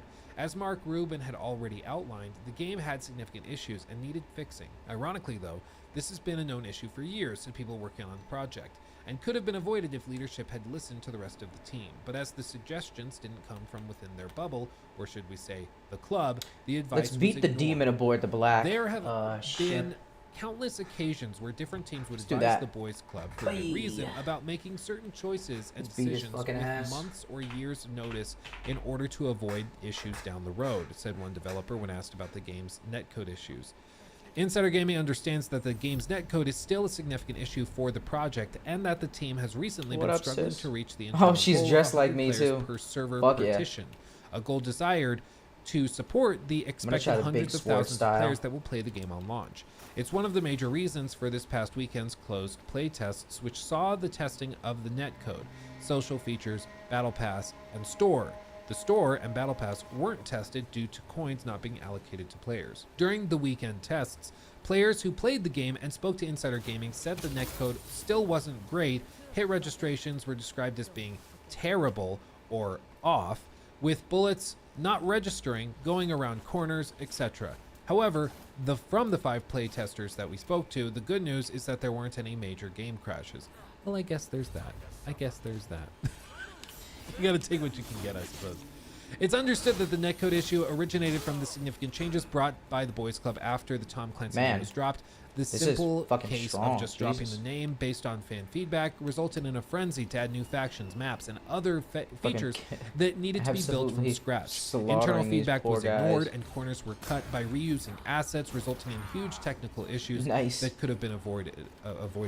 Mark Rubin has said that he will update the game's status in coming weeks, but Insider Gaming understands that the game is currently undergoing as many internal playtests as possible. I mean, it's why, like, when people, I think it was Helldivers, when that first dropped and they hit server caps and stuff, people were like, well, just add more servers, right? Thanks. Just add more servers. Pay for more. Easy. It's not always that easy. Like, with network code, there's all sorts of issues with how you actually juggle and manage a certain number of players, how you handle those players talking to the server and the server talking to the players and pairing them up together and finding ways for them to work together. It can be quite complicated, and if you didn't do the legwork, or if you weren't anticipating millions of players or hundreds of thousands of players, then you can find yourself in some real trouble. And it sounds like that's what's happened here. Is like they all were warned, the Boys Club was warned about these issues years before and just didn't listen, and now they're suffering as a result of it. In our previous report, we reported that XDefiant's delays have stemmed from the never-ending pursuit of chasing Call of Duty, which has resulted in devs becoming increasingly frustrated with the project's lack of progress. This isn't an issue that caused the recent delay, but an issue that has plagued the game for years, and a subject that the Boys Club finds sensitive when brought up internally.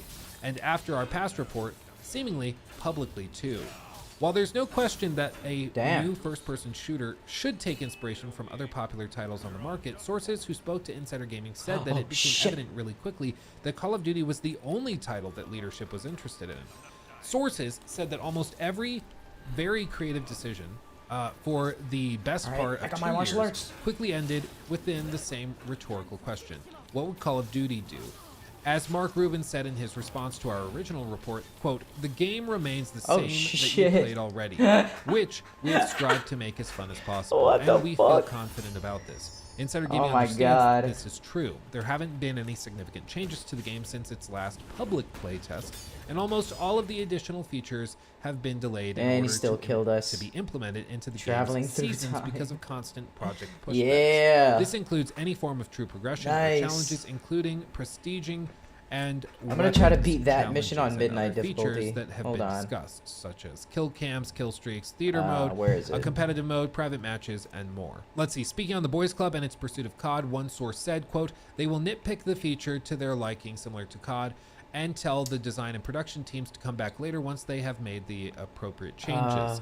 Oh Even shit, I once can't the team makes those choose. changes, the Boys Club will come I gotta up with do something anything in else, midnight mode. and the process Alright, never will mind. repeat again for months, all Okay, resulting in so either the feature what do we finally have being so far? implemented into the game or being cut entirely. Another source said the 44 out of constant changing of 51. improved Not features bad. and adding new Holy shit. features that don't really affect the Took game part in has missions pushed with us all back available significantly, allies, caught probably a 5 year or cheaters. so at this point. I'll catch That's- 5 cheaters. That's a lot.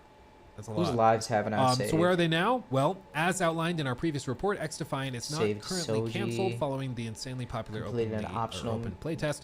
Ubisoft has some Ronin mission expectations with that a the game could midnight be the difficulty free-to-play hit that setting they've been looking enabled. for a number of years. That's why the internal goal right now is to get the game out the door, but it's unclear how long it will take to fix the game's Let's current catch issues. cheaters. We'll have to wait on Mark And, Rubin's update for that one. Yeah.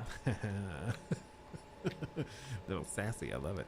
Internally, some developers believe that seasonal content targets will almost certainly be missed due to ongoing issues, lack of resources unless the game is a stellar hit, and just staff I'm out. wanting the XD saga to be over so they can move on to other projects. At this time of writing, there's no release date set for X-Defiant, and Insider Gaming understands Gambling that the past Den, generation where's console that? versions for the PS4 and Xbox One It's gotta have be in also the been city. canceled. Unfortunately, X-Defiant's story is a common one within the industry, but it should be talked about, reported on, and taken seriously. Yeah, quote, "It's clear that the video game industry is not in a good place right now, but something has to be done. Whether it's the unionization of workers or something else, something has to be done for contractors and workers in the video game industry. For the longest time, I was told, quote, that's What the just fuck how is the the industry gambling? is, but I refuse to believe that meaningful change can't happen one day. Hopefully that day will come sooner rather than later," said one former developer Where the fuck? of X-Defiant. Yeah, and then a Ubisoft spokesperson says that they take claims seriously, we're committed to well-being and inclusivity of all of our team members. Our preventative approach includes promoting standards of respect and civility, awareness and training, There. and effective conflict resolution. We also have put in place strong reporting mechanisms, including an anonymous whistleblowing channel and robust processes to deal with inappropriate behaviors should they occur. Yeah, this is interesting. So who knows? But basically, like Tom Henderson did a video breaking down this same exact thing, I and caught 5 cheaters. there's actually copyright struck by Ubisoft for covering and talking about this in a YouTube video. So maybe this will get copyright struck too. But based on applicable copyright law, we removed your video from How do I YouTube. catch X-Defiant, cheaters? the truth behind toxic work culture, dev crunch, and delays at Ubisoft. Content use LQA X-Defiant, issued by Ubisoft. Kind of strange. That's weird. It can't be viewed anymore. I don't know. Ubisoft responded, said, "Thanks for flagging this. This seems to have been an oversight that's taking time to resolve due to the Easter holiday period, but we're looking into it. Thanks for being I'm not gonna patient do with this now. us." It's They boring. claim it's a mistake. I don't know. They claim it's a mistake. We'll see if they take it down. They should take the strike down because that's not okay. Shouldn't do that. I mean, I don't think anybody's that shocked that there's development issues. It just seems like at Ubisoft there's a consistent Took part issue in missions with with all this available sort of boys allies. club mentality where I don't know there who I are haven't a group of used. people that find their way at the top. I don't know why they are having such particular issues with it. It's crazy. Right as your video launches, we're gonna copyright strike Attempt it. And the then, midnight we'll get around to difficulty. fixing it at the end of the holiday next week. If a video has issues in the first hour, the video can be dead on arrival. But just a single hour can make a difference. So like, yeah, a whole weekend, forget about it. Forget about it. Forget about it. It could be an honest mistake, but this looks like a manual flag, not an automated flag. And if it's a manual flag, somebody at Ubisoft filed the copyright claim to issue a copyright strike for an article that's not very positive. And that's a very bad look. So, I mean, whoever did it, if it is honestly a mistake, they should be held very much accountable. But yeah, we'll see. He took my thing. Red flag, red flag.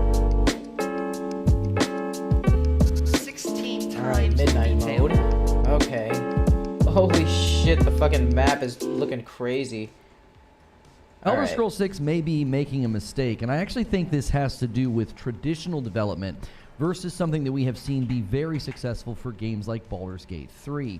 I believe that Elder Scrolls 6 should launch in early access, and many have already made jokes, responding and saying, well, don't all Bethesda games launch in early access? And I do think there's a bit of accuracy blended with humor in saying that, but I also think games are just getting far too big. The systems are becoming far too complex to just dig in for 5+ years, 6 years, and then you release your game hoping that the public likes all the decisions you made along the way. Decisions you made very early in development will affect the entire trajectory of the game, and hopefully people like that because you can't easily change or fix that.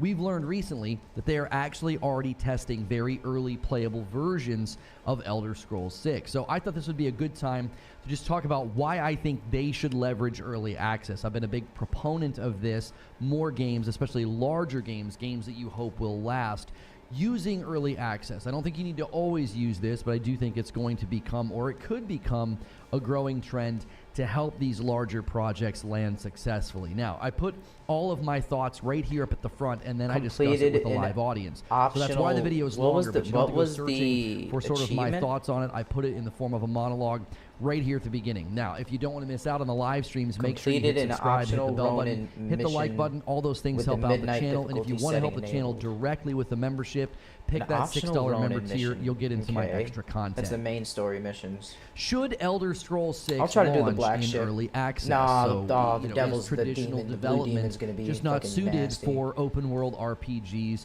that just continue to grow in Let's size just start early.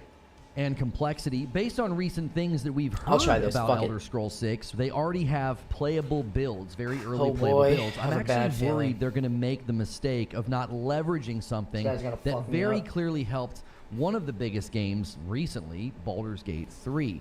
The depth go. and the complexity and the freedom in Baldur's Gate 3 would not have been possible without early access. Now, I've argued in other places the same thing for Diablo 4. I think it would have been greatly helped by early access as well. Once the game's out, it's just too big to make system-wide changes in an effective way. It's sort of like trying to turn an aircraft carrier. So I want to walk through some recent things that we have learned about what they're doing with this game. They already have Let's go. playable versions, and we know they're probably going to be setting their sights on a very large and shit. ambitious game. They're strong. But there's also just some commentary about the release windows, things that we learned from the FTC trial. And I want to look at the early access idea That was and a what lot it of fucking brings damage. to the table for games like Baldur's Gate 3 and what it could do for Elder Scrolls 6. And I That want was to a sort lot of of compare damage. that to traditional development What the fuck? and what that might look like for Elder Scrolls.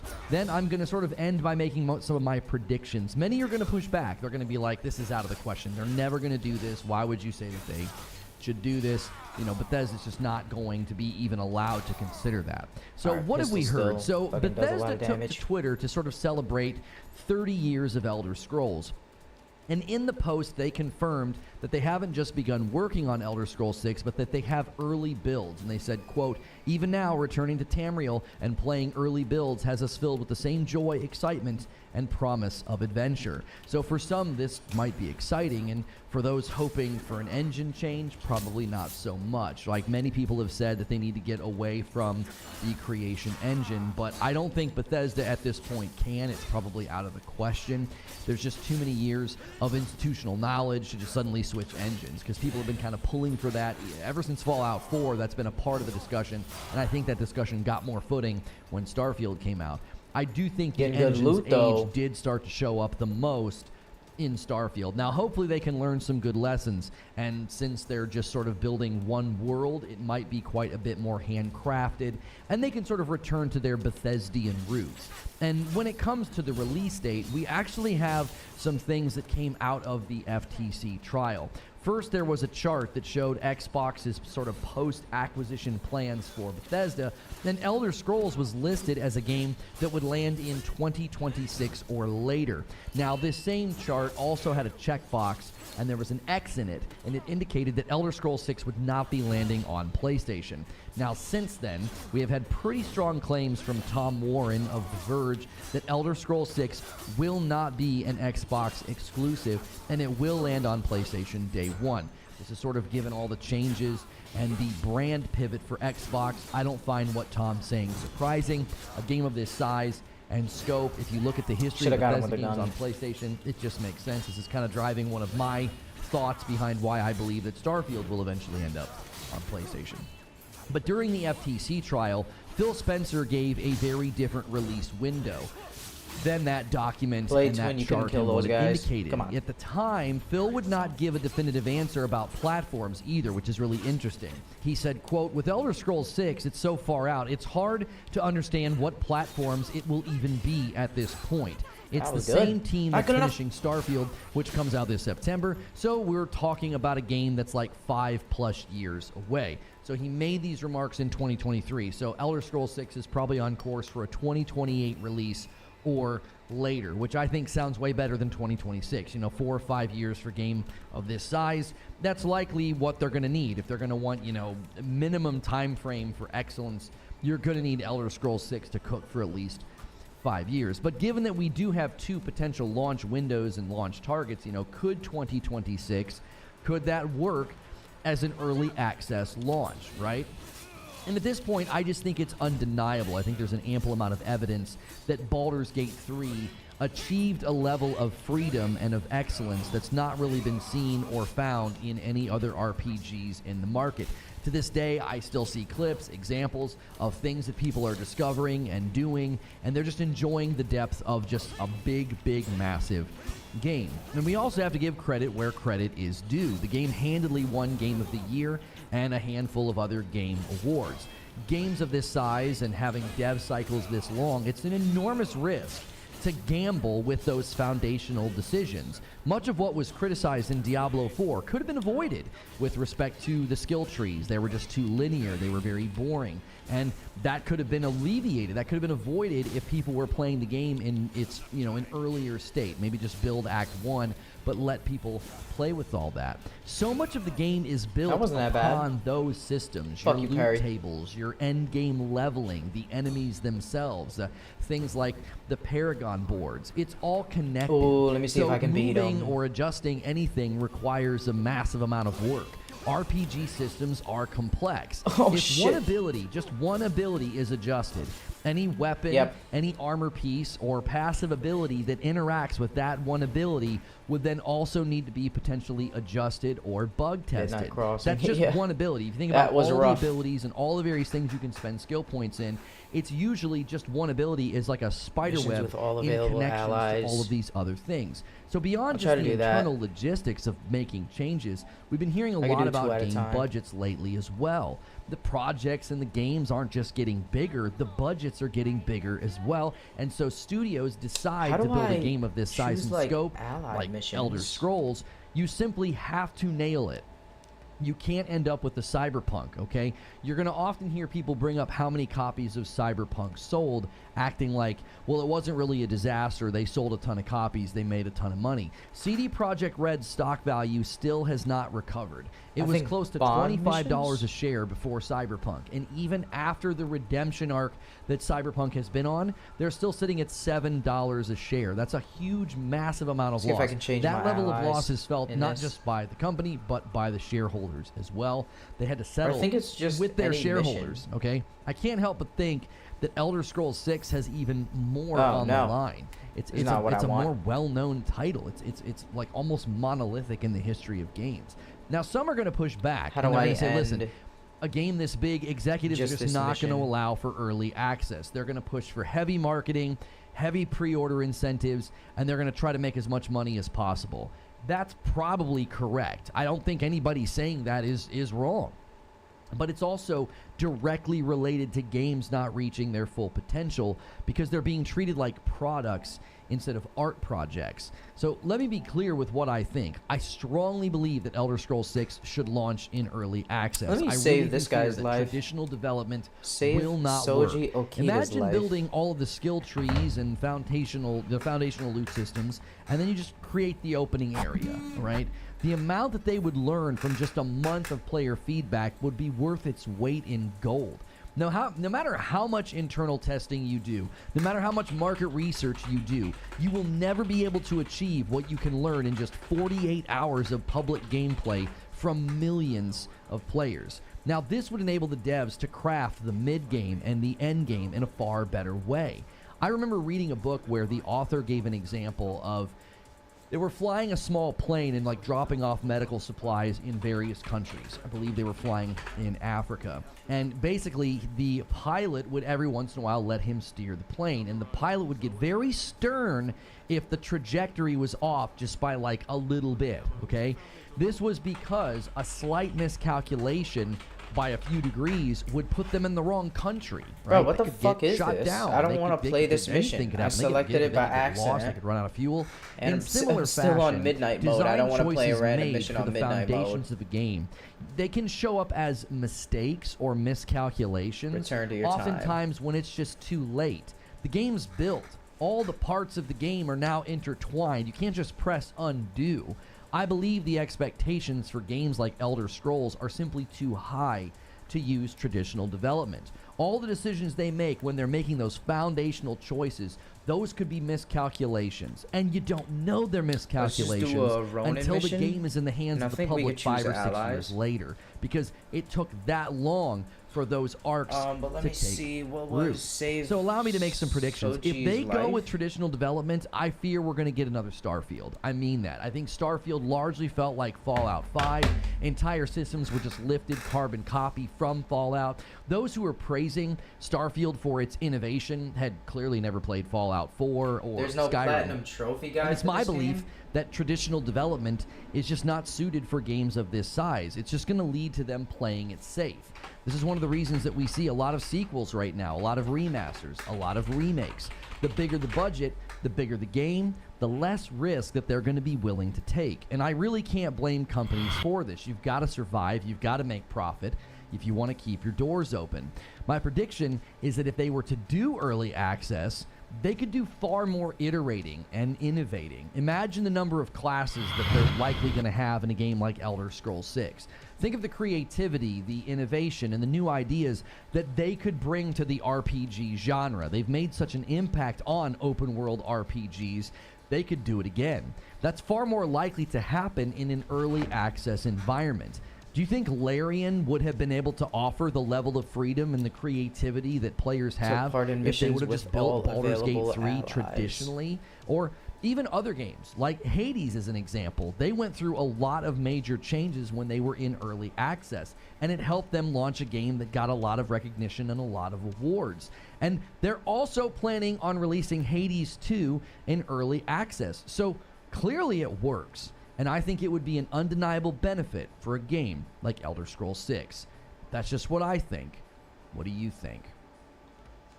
So let me give you my sort of closing thoughts and conclusions here to transition into, talking to the live audience. While I know early access for Elder Scrolls 6 is probably unlikely, okay, I still maintain that it would help. I could certainly see executives bristling at the idea.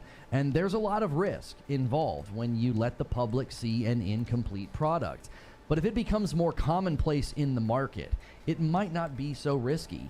Palworld landed on Xbox in early access, and it took the world by storm. Nobody was like, oh, I can't believe you're putting an early access game on console.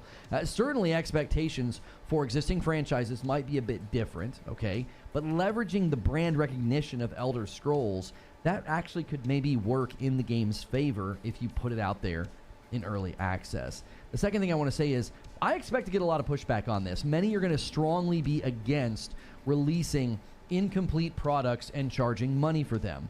Well, that's kind of happening now anyway, isn't it?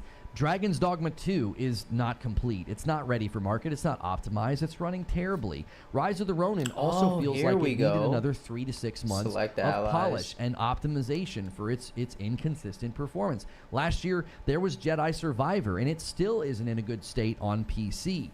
paying less for early access and getting to shape a game and influence where it ends up, especially when you know what you're signing up Good for, Torinata. that sounds like a win-win to me. And- It sounds far better than paying $70 for a game only to find out after the fact that the thing wasn't ready to come. I don't know if I've to played with market. Hydra Now, before. I understand why others would have no interest in this. Like, they don't want to touch or see a game until it is complete, right? They don't want to feel like a beta tester. Well, we kind of feel like beta testers lately when we buy games only to find out that all their performance issues were glossed over by review outlets or largely ignored, or day one patches don't quite make a dent into all those issues. My conclusion is this. Starfield honestly feels like Bethesda's Cyberpunk moment, okay? It's their weakest game with respect to consumer response when you look at the scores. People were going back to older Bethesda games. Older Bethesda games had larger player bases on Steam after a certain amount of time. The shadow of Skyrim and Fallout sort of looms large over the studio, but I could actually see Starfield getting into a much better place. The last 2 patches have literally addressed hundreds this upon is like a hundreds of late bugs and game problems. mission. And if they can shift and pivot from bug squashing to focusing on I thought I quality went of to life chapter issues 2. and giving this game its 2.0 Maybe I moment, as selected the well as wrong mission. sort of timing that when they launch the DLC, I think you could see confidence in Bethesda start to rise, and that could be a great runway for Elder Scrolls 6, yeah, but it it could did. also be a great runway for early access. Oh, I'm in chapter Developer 3 transparency is risky, but so is building a massive game for 5+ years and you just drop it on the public, and you really hope that what you thought were good ideas 5 years ago is what players still want today. Expectations and player behavior change and they shift over time. It can be hard to predict, and if that's the context that they're building Elder Scrolls 6 in, I don't see them making any strides for the franchise or the genre. It's time for more devs to start working with players, not against them. This us versus them mentality is just unhealthy. But those are just my thoughts. Now it's time to hear your thoughts. So good morning, good afternoon, and good evening. I had like right there at the end, like I an couldn't eyelash select any or a allies hair. for It that, was like though. poking me in the eye, and I was like, I can't go digging in my eye in the middle of the monologue. Guys, do me a favor and smash that like button. We appreciate you being here so much. Let's get those first 100 likes. It looks like we already have people gifting members. You guys have got a pretty big member jump that you're going to need this week for the goal. Alex, Han shot first, and so did you. Alex is the first gifted member, and Skatinator comes behind him and gifts the second one. Thank you guys so much. Every 25 I give 5, and we are trying to get to 2,500 members this week, and we're currently at like a little under 2,200. You guys are going to have to absolutely So that scramble was a dialogue. if you're That's wanting what that. that Friday means. night we were planning on not actually doing a stream. We were not going to be doing a stream on Friday night, but if you guys can hit the goal before Friday, we will do a community game night. It'll be a little bit later Trying to figure out what's than usual because we'll be getting back where from can I something. play, But yes, that choose is allies. the current plan. So you guys are going to need like about 250 members this week if you're going to try and do that, and then I'll Here be we go. doing mine every 25 as well. Rich Rod says, I don't think Starfield Oh, I can choose it on be any mission. saved. Hold on. I mean, I think they have enough foundation to work with. I actually think they can put Starfield into a much better place. I do. I think it could be a turnaround story, but I do think can it's do this one. Bethesda's Cyberpunk. I think it's like their, Curtain fall, curtain what right rises. now, if you look at their history of games, it's I'll the just start one from that the sort top. of stands the weakest with the community. It just doesn't have a good Remove him. score. It didn't last or get any longevity with the PC audience. And I think it would probably have similar reception on PlayStation if it landed on PlayStation right now. But that doesn't mean that they can't put it into a much better place. I mean, they did that with Cyberpunk. I thought that Cyberpunk was just beyond saving for me. I thought, I'm never going to like Cyberpunk. And then Phantom Liberty turned things around for me. Cool Spoon says, I've been a longtime Elder Scrolls fan. Oblivion will always be my favorite, as I think Skyrim simplified things a bit too much. I like having to choose a class and star sign. Races also seemed more important in Oblivion. One of the biggest things for me will be the melee combat. It really seems like they haven't upgraded it in their games since Skyrim. I would love for the melee combat to be similar to Chivalry 2 or the Dying Light franchise. I also know they won't Let me see do something. it, but simple co-op would make these games so much more fun. Oh, I 100% agree with you. That was where, Elder Scrolls Online was essentially born out of the idea that, like, people wanted to play Skyrim together. I remember getting into Xbox party chats with my friend just so we could talk So I got while we 18 played right through now. Skyrim. So it almost felt like we were playing together, even though that we were not. And then you're sharing secrets. You're like, oh, I found this thing. Oh, you got to go to this location, things like that. So, you know, I don't disagree with that at all. I think co-op would be amazing to have in a game like this. If only Bethesda could use the Decima engine for Elder Scrolls 6. Right, the fact that they already have playable versions of Elder Scrolls 6 tells me that they will not be doing an engine switch, and I think that's fine. I get it. There's just way too much history at the company with the creation engine, way too much institutional knowledge, but the engine certainly started to show its wear and tear or its age with Starfield. Zubair says, I'm going to play devil's advocate today. Larian and Supergiant took advantage of early access, but they'd make a great game either way. Bethesda would mess up early access because they're so set in their ways. I choose some guys I mean, know I that's certainly an opinion that I can see why you might think that, you know, Larian still would have done a great job. But here's the thing. I'm not talking about doing a good job. My argument was that the level of freedom and the depth and the complexity, all of the various things that you're able to do in Baldur's Gate 3, that wouldn't be there without early access. It wouldn't. You can't test for that. You can't throw that into the mix to see, like, how is this even going to work if you don't have early access, if you don't have the community helping you, you know, push against all those various systems. And from where I sit, I think Elder Scrolls 6, you're going to have to do more than just be like, yeah, it's another Skyrim. I think people would obviously be happy with another Skyrim, especially if you update the graphics and, you know, improve things like what Cool Spoon's bringing up. You know, I would love for the melee combat to feel better. I always preferred to play Skyrim in third person, which I know some of you think that that's like sacrilege, but like I prefer to see my player in my armor. And for melee-based combat, especially if I'm doing sword and board, if I'm doing sword and shield, I really do like seeing my character. And, you know, the level of freedom that I would want to have in a game like this and the level of choice that would then impact my experience. I mean, that was one of the criticisms of Skyrim, was that, like, you actually didn't change anything. It did update You had all of 19 out of these choices, 32. But there weren't. Now let me touch They the weren't as banner, see if impactful I as can people select wanted somebody them else. to be. You know, I always felt like they were impactful personally, but I remember seeing a lot of people criticizing Skyrim for that, and they were like, "Yeah, it just doesn't have these impactful choices. It doesn't really matter what you choose. You can kind of choose allegiance and to everybody, and it doesn't really change anything." I still thought it felt really, really cool. Yeah, there's a co-op mod for Skyrim on PC. Yes, that is true. I wish they would have been able to somehow bring that to console way back in the day when I was. Oh shit, 21! Playing, I could just you know, it just Skyrim keeps on my switching them Xbox out. And Nice. you know, like I said, getting into party chats with my friends just so we could talk like while we were playing. I remember Elder Scrolls Online being like almost like a dream come true when it first came out. I was like, oh my gosh, we can actually play this game, you know, with other people. Starfield's better in third person. Yeah, I like the guns, though. I feel like some of the gun design is really good in Starfield, so I do like seeing the guns, you know.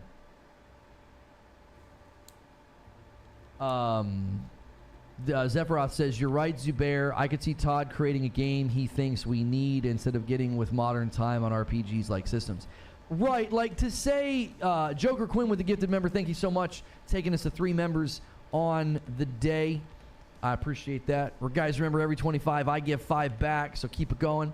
I don't know if they would be like stuck in their ways and they'd be like, yeah, we're not going to listen to the community. We're not going to make big changes, you know, to the systems or receive the feedback. I think that'd be really odd to go into early access and to do that, you know, to not leverage the feedback and what people are saying. You know, basically what Zubair said is like, well, Larian would have built a great game either way, right? Even if they wouldn't have done early access.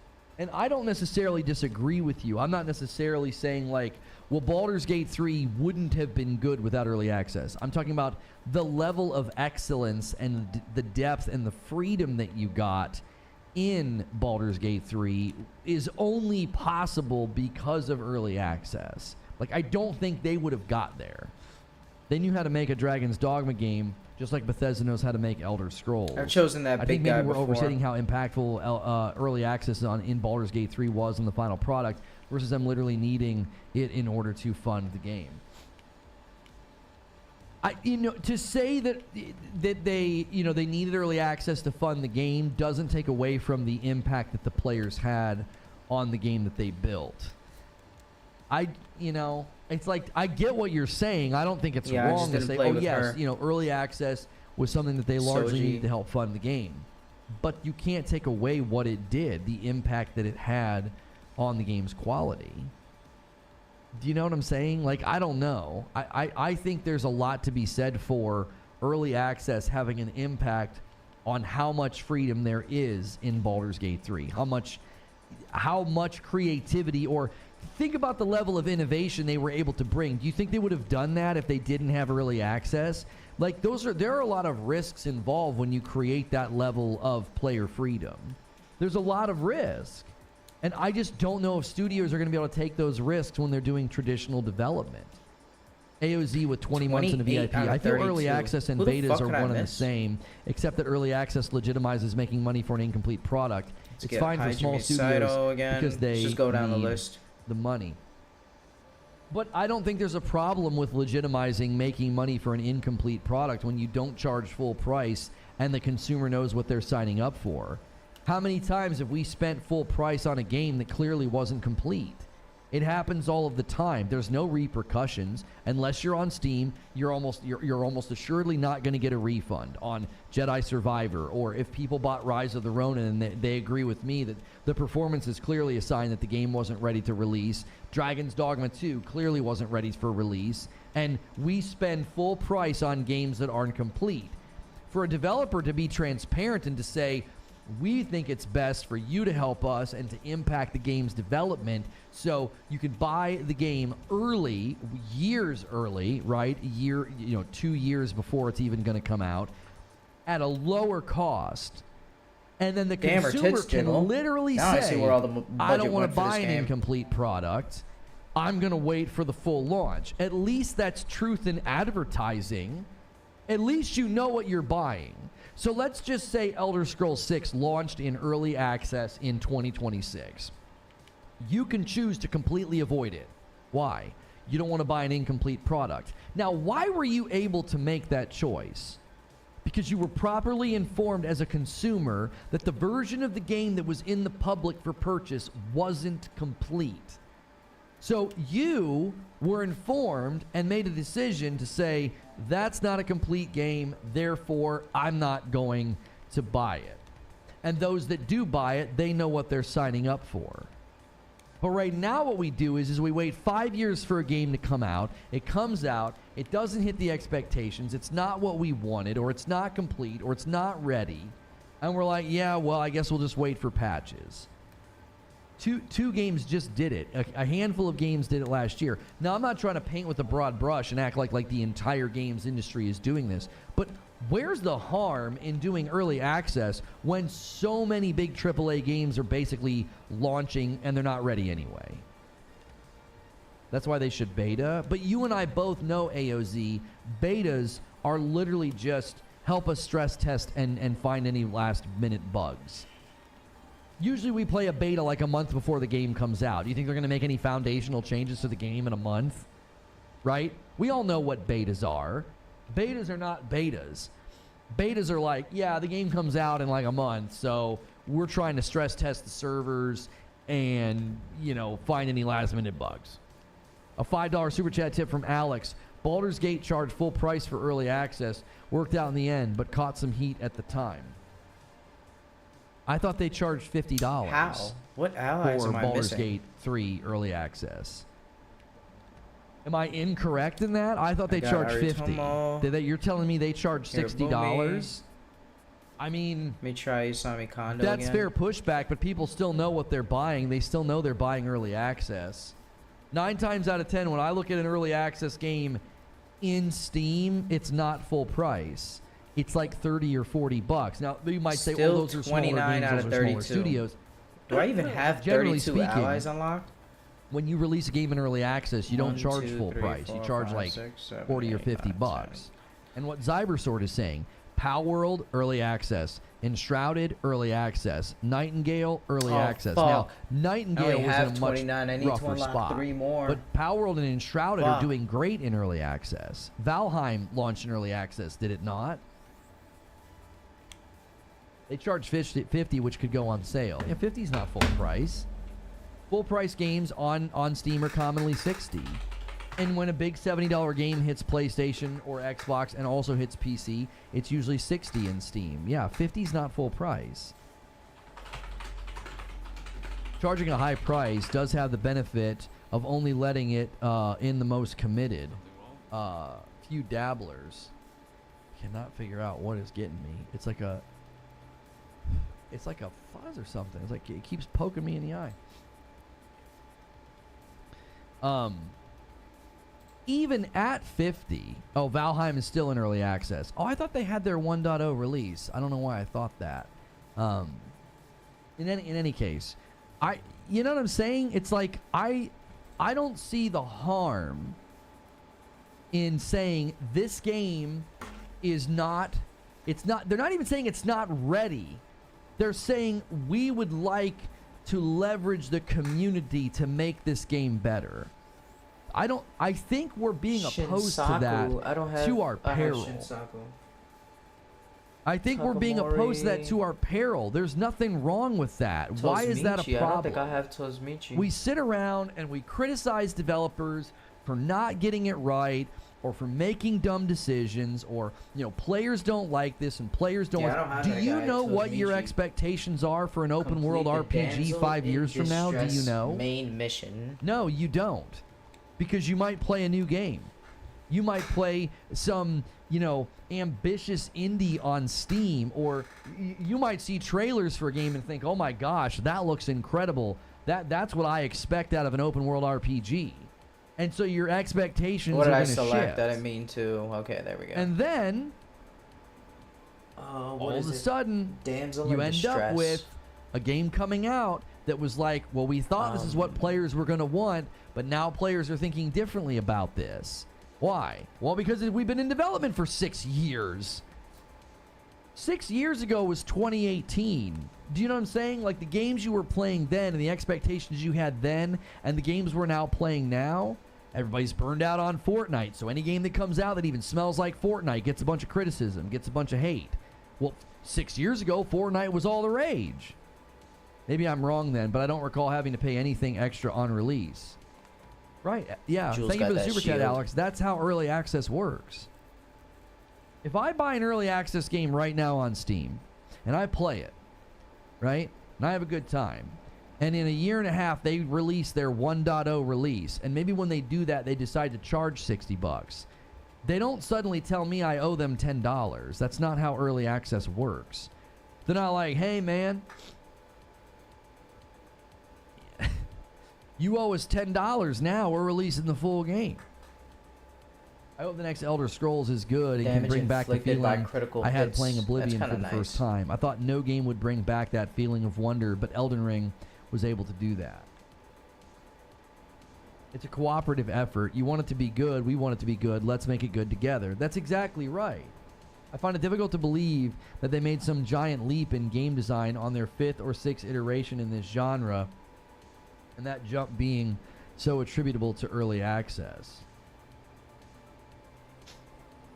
Yeah, I think to ignore the benefit of early access is foolishness. I think we're being ideological. We're not being sensible. We're not being logical. It's not being driven by logic. It's being driven by an ideology.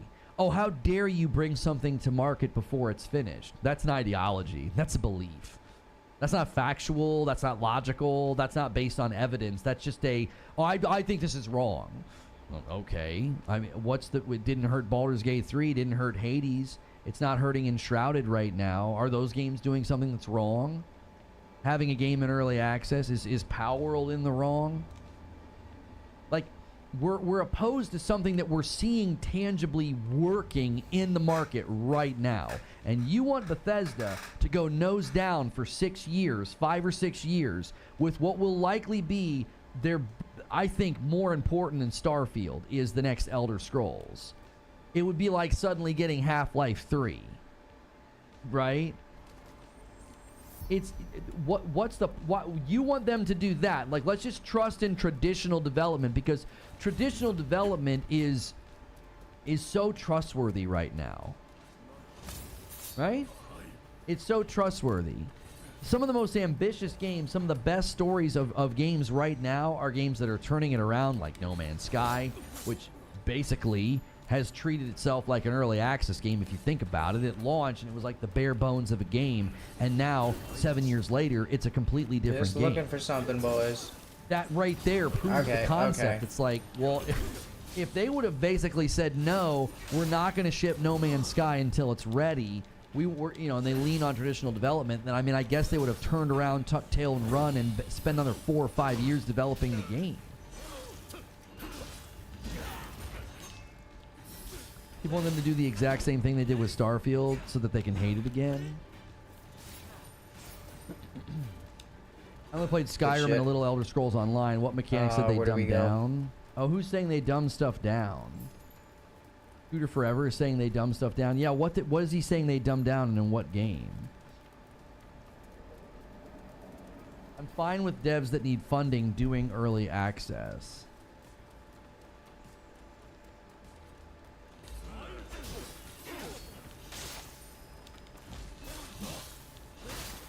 But I think there's so much more to be gained from early access than just funding. You know? We've said this many times. We've said this many times. I remember the last time we said this, it was with Diablo 4. We all jumped into the Diablo 4 beta. Everybody had a largely pretty good time, and this happened with the Division 1. The beta, everybody's like, this is great, having such a great time. And then the game releases. And all the weak points, all the cracks, all the lack of polish, all the lack of forethought comes to light. It all comes to light. What the heck is wrong with this game? And we've always said this. How could the devs not know about this? How could they not know that their endgame was shaky or poorly designed? How could they know that player incentivization was going to break down in the third act or whatever the heck? Whatever the consensus is. And we've always said, you simply cannot internally test and learn what you're going to learn from the first 7 days of the public ripping through your game. I wish my character would stop rolling and just fucking sprint when I hold the button. You will never internally harness that much input. That's really annoying. The people that find exploits and weak points. Like, we ran into this in New World, right?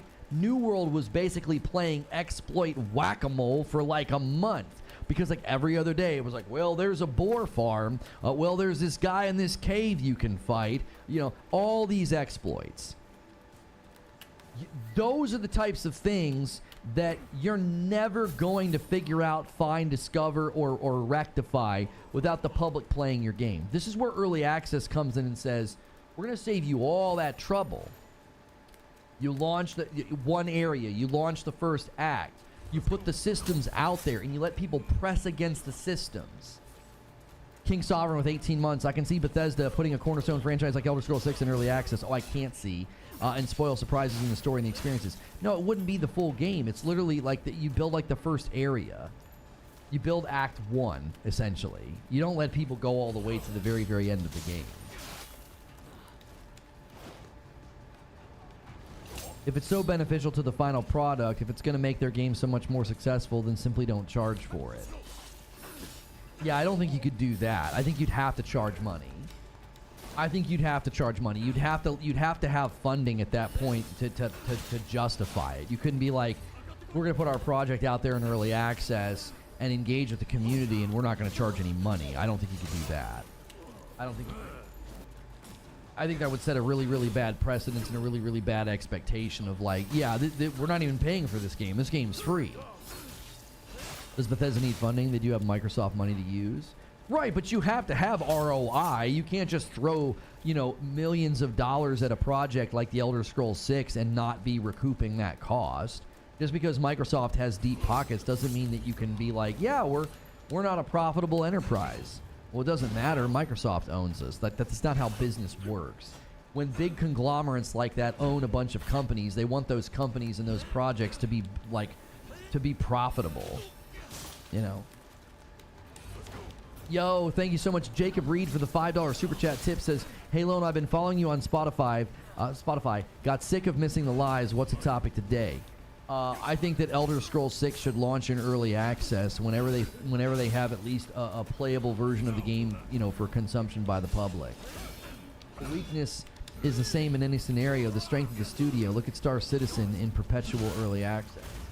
Yeah, but that's a completely different scenario, and you know that's a completely different scenario because Star Citizen is so much more ambitious and so much bigger in scope than what Elder Scrolls 6 would likely be. These space sim, space travel, space exploration games, they're in another category. They really are. Like, I don't think that's a fair comparison. I'll allow that MMO or hugely online games are different, and they need a ton of people to help them get running well. And see, Derek, you're getting at the heart of the issue. You're getting at the heart of the issue. Games are now getting to the size of an MMO. They just don't have all of the people in there playing. Like the map size and the world size, the number of classes and NPCs and the quests and all the various things you're going to be able to do in the Elder Scrolls 6, it might as well be an MMO. There's no way that Elder Scrolls 6 is not going to launch and basically be that large. And when you make a game that big, you can't just be like, "Oh no, we've got this." Bro, my stamina. Diablo 4 came out, Holy and shit. remember what I told you guys. Do you remember at the last minute when they were fiddling around with the Necromancer and during the beta weekend they overswung and I told you they don't know what the frick they're doing? I said this game is not ready for launch, and everybody told me I was being a hater. Everybody told me that I didn't know what I was talking about, and I said this is an RPG. This is Blizzard. If they don't have these classes figured out right now and they're overswinging on nerfs and buffs right before the finish line, right before the game comes out, this game is not ready for launch. There were people that were finding absolutely broken, busted builds before, like in what, the first day or week the game came out. Wait, you guys so remember I don't that? understand. And I said, how do I? These It just says problems complete should have been the damsel in deduced by the distress main developer. mission, And what did it take? and I It took unlocked a that week. ally. It took a week, not even. And these guys found these just insanely strong builds. And I remember people were telling me, they're like, well, when you have that many people playing, you know, those types of things come to fruition. That's exactly what you can do with early access. If Diablo 4 would have launched in early access 2 or 3 years before it came out, a lot of those problems would have been rectified. Every game doesn't need early access. It's a specific type of game that needs it, one with massive complexity and too many permutations to test in-house. That's exactly right. Just to be clear, like, I don't think the next big single-player game needs to be early access. I think games that are quite naturally going to be massive in size, scope, and all of the permutations, like Zubair is saying, I don't think you can properly test for that internally. I don't think you can. Derek says, I meant that they need a ton of players to help evolve the game into what it will be. I don't mean that I'm okay with us paying the company to do their QA or playtesting for them. That's their job. All these guys have the same then exact you wouldn't shit. buy an early access game. As the consumer, you would be informed, this game is not complete. I'm spending money to go play a game that's not complete, and you would say, I don't want to do that, and you would abstain. I would. I would have spent money to play Diablo 4 in early access. I would have. And the net result would have been a better game.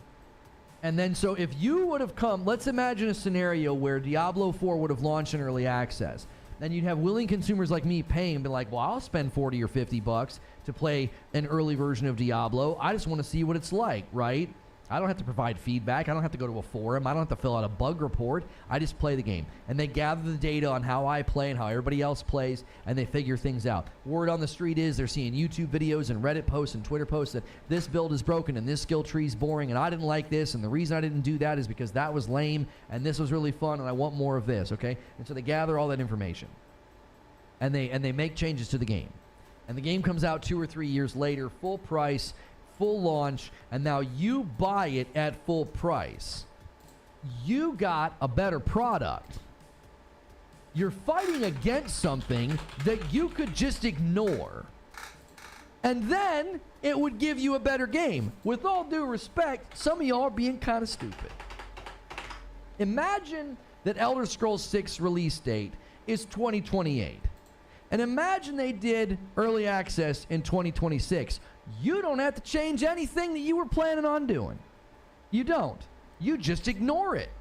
You're like, I don't want to play an early access game. I don't want to beta test. Cool, man. You don't have to. Just wait for the official release date in 2028. I completed every In single both mission. Why don't I have universes, all if the early allies? access exists, It if just early says access complete it. doesn't exist, the game's coming out in I 2028. don't think anybody What has the difference is it to platinum you? trophy. You're gonna Let me get see a how many better people have game. the platinum for this game. I won't buy the final game. Why would you? Why? 0.7%. Why? I mean, that's not surprising, but So fuck, let's man. imagine that Baldur's Gate 3 appealed to you, Eugene. You wouldn't buy Baldur's Gate 3 because it was in early access? That doesn't the even make any social sense. climber has a fucking same Plenty of percent people completion bought rate the as the launch platinum. version of Baldur's Gate 3. They bought it on PlayStation. You know, maybe they bought it on Xbox. Let me maybe save they bought it on Soji's Steam. life. Every single person that bought the launch I don't know version what of mission Baldur's that Gate is. 3 I can't got a find that better either. game because of early access. Save They weren't Soji affected of by his early life. access. They didn't buy into early access. They didn't spend any time in an incomplete game, and they got a great Game of the Year winning product. I won't signal approval of early access by any megacorp, but why not? What difference does it make? If the game comes to market in the Spice of same Life amount of Bond time, mission. and you as the consumer, you don't have to change any of your behavior. The game is still going to come to market. Your problem with it is that players are willingly, knowingly, volitionally Can I get a choosing to picture or pay something? to play it early, to provide that feedback, to make the product better, and you're like, no, I have a problem with that. I told you why early access is fine for Baldur's Gate 3. Yes, and you slice that very cleanly. You slice that very Oh my cleanly. god, like, I have they to needed strengthen funding. my relationship with her. Okay. Number one, we don't know if that's Get the true. Have they fuck said that? outta Number here. two, you're slicing that so cleanly and ignoring all of the benefits they got from early access that made the product better, more polished. I'll fly off. Glide from the elevated deck. Dive of the Ronin. Early access should easily be used as a form of transparency. Why would you be against it? It's like the people that aren't bothered by the microtransactions in Dragon's Dogma 2 but complain others don't like it. I don't think that's an equivalency at all.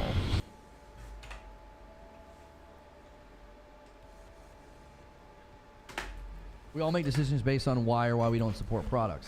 Right. My understanding of your position is that if it's a big company, they don't need funding. Therefore, they have no right to do early access. Therefore, if they do early access, I will never support that game. That's your train of thought. I can never step foot on that train because I see all the benefits of early access. I see the benefits of telling the consumers, this product's not complete. This is early access. It's not full price.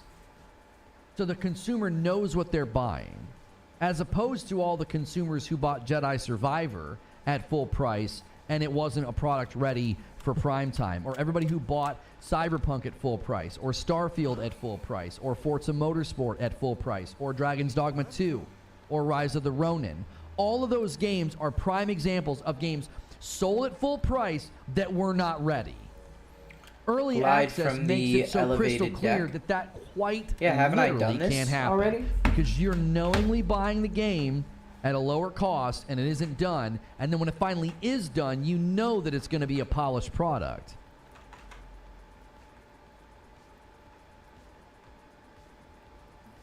Everyone in the process is a willing participant. It's all transparent. That there is so much good in that, I can't see any bad in that. Jedi Survivor's coming to PS4. Good luck. I get triggered every time you bring up Survivor. Oh, I bet, man. Especially I've people flown on off PC. here a Good couple of night. times before, actually. In the worst case, it finds rare bugs. In the best case, it creates amazing systems. My first thought was, no, delay the game 2 years instead of early access, but in reality, the problem is my FOMO. Oh, which wanting me we to should fly learn to nice and combat within slow along the ourselves. path. Two-part response. All right, hang Fucking on, stupid. Derek says, I mean, they need a ton of players to... Oh, hang on. Lono, you are laying out a perfect all world bond where missions you would means get I have to exactly unlock what you all wanted. allies, That and I'm not $40 to going do back their work plus 80 and for the fucking finished giving game that looks a lady lot gifts. different when your concerns go unheeded. I would not have to spend 80. That's not how early access Let's catch works. 5 cheaters. I would spend 40, while and playing that would odds and mean I evens. don't spend more money when the final product comes out. And no, I've not once said that I would get exactly what I wanted. Okay, so the premise of what you said is false. I would not be spending 120. That is not how early access works. If you buy a game right now in Steam, early access, for 30 or 40 bucks, and then a year from now they sell their 1.0 version for 60, you don't spend any money. You own the game. That's one of the perks of early access, okay? So the financial aspect of what you said is not true. The second part of what you said, I've not once said I'm going to get what I want. I've said you're going to get a better game. You are.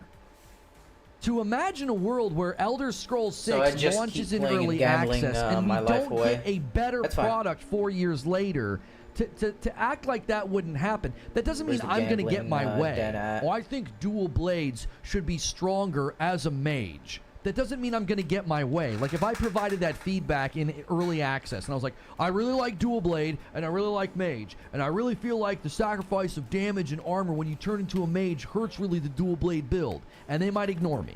That doesn't mean I get my way. It just means I get a better product. I selected the wrong choice. I can't see it any other way. It's like, how could you not get a better product with that level of player feedback? This is a great discussion, by the way. If you guys are enjoying this discussion, do me a favor. Smash that like button. YouTube's been kind of weird. It's not putting me on people's home pages. A lot of the subs and normals and regulars that haven't been here, and they'll wander in and they'll be like, hey, what's going on? You're not on my homepage. The time change a week ago usually messes with it. So do me a favor. Smash that like button. Get us to 200 likes. We're trying to hit a big member goal for the week. We need about 250 members before Friday to do a big community game night. So give some members. Every 25, I give 5. Those are great ways to support the channel directly. If you want to talk in the chat, hit subscribe. Maybe I misheard you because earlier you said 40 for early access and then later buying the full game. No, I said that you could choose between those two things, Derek. You could choose between $40 for early access or later you can just buy the full game. That's your choice as the consumer. You're not doing both. You choose one or the other. You know how to stop companies from releasing games that aren't ready? Stop buying them on launch. That's what you're saying, Eugene, is like, it's so doe-eyed and you know it. Do you honestly think you're going to stop people from pre-ordering Elder Scrolls 6? Do you honestly think you're going to slow down the sales of Elder Scrolls 6 with saying this in a YouTube chat or on Twitter or wherever people say this? Stop pre-ordering games. You're wasting your breath. The average consumer is going to go, Elder Scrolls 6? Give me the big one, pre-order. I get a cool horse? Give me the pre-order. You're never going to stop that. You aren't. We can dream of a day when people stop pre-ordering and they read the reviews meticulously and they wait and the lion's share of sales come after an embargo. We can all dream of that world. That world is never coming. So, work within the reality that we have. Early access creates the transparency that you want and the quality improvement of the game that you want. That's far better than the context that we're in with traditional development. I'm telling you, you have to adapt. And the adaptation of games this big is not waterfall development. Yeah, go nose down for 5 or 6 years. Hopefully player sentimentality doesn't shift over time, since it always is. And hopefully player expectations don't shift over time. And hopefully your game can really crystal ball it. No, launch an early access. Let people play the game. Let people have input. You need to stop complaining about games like that launching in that state. Well, sure. I think that's fair to say to people. If you continue to pre-order games and buy games before reading reviews and you keep getting bad games and then you're upset, yes. Yes. But the average consumer is not doing that. They're not plugged in. They don't know what embargoes are. Guys, can we take just half a second? I need everybody who's lurking, everybody who's listening, everybody who's watching, take a second, smash that like button. We've had a lot of oddities on the website. Double check that thumbs up. YouTube's being super strange. Typically when we have about 400 viewers, I'm like, hey, let's get some likes. I get more than 5. Like, something's going on. Double check and make sure it's not taking your likes away. I really think there's still an issue going on with that UI. Why do these companies keep doing things that I signal are okay? Right, but you can't change the economic reality of how executives and marketing budgets operate. You can't change that. These companies aren't going to change their ways because the general populace is going to respond to all of those things. They're going to respond to heavy marketing. They're going to respond to pre-order bonuses. They're going to. Do you know what I'm saying? They took our likes. Yeah, it always works when I do the second ask. I just think some people are, ignoring me. Derek says had to do it again. Okay, yeah, it was doing that to me the other day. I was watching an Asmongold video, and I was like, my like didn't save. I was like, I know that I hit the like button. I didn't really dig today for your stream. Normally right now on the homepage. I told you guys that was happening. I've said it so many times. Like, I know I'm not on the homepage. I know. I can tell when the starting numbers are low. I'm like, yep, YouTube's being funky. You know?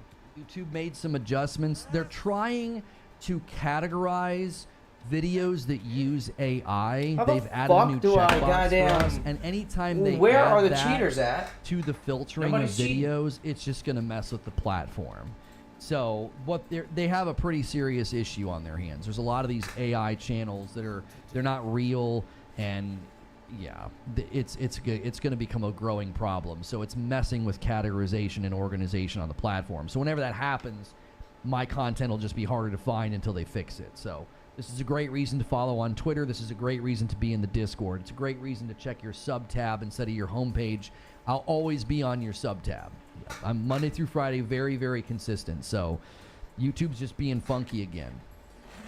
Aren't the success of Baldur's Gate 3 and Helldivers a signal, a powerful signal? What has that accomplished?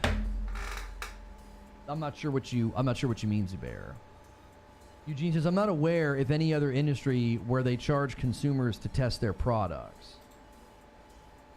Wait, we find out that Lono's retired. This is AI Lono. Yeah, that's right. The YouTube app said the stream was up and coming. I clicked on it, and it said you were already 10 minutes into the show. Yeah, there's been some issues with that, too, like notifications going out late. I went live the other day, and it, like, emails me when I go live. I got that email, like, 15 minutes late. I was like, what the heck? It's usually right away. So those are just issues that the platform's always going to experience. So you always want to ensure that you're in all of the places where you can get notified that I'm live, because YouTube's going to be inconsistent. It's just the nature of the beast. It's a very big platform. So I think it's totally a backwards relationship. Well, and I think you're being unidimensional because your position's against it, so you're not representing it in a holistic way.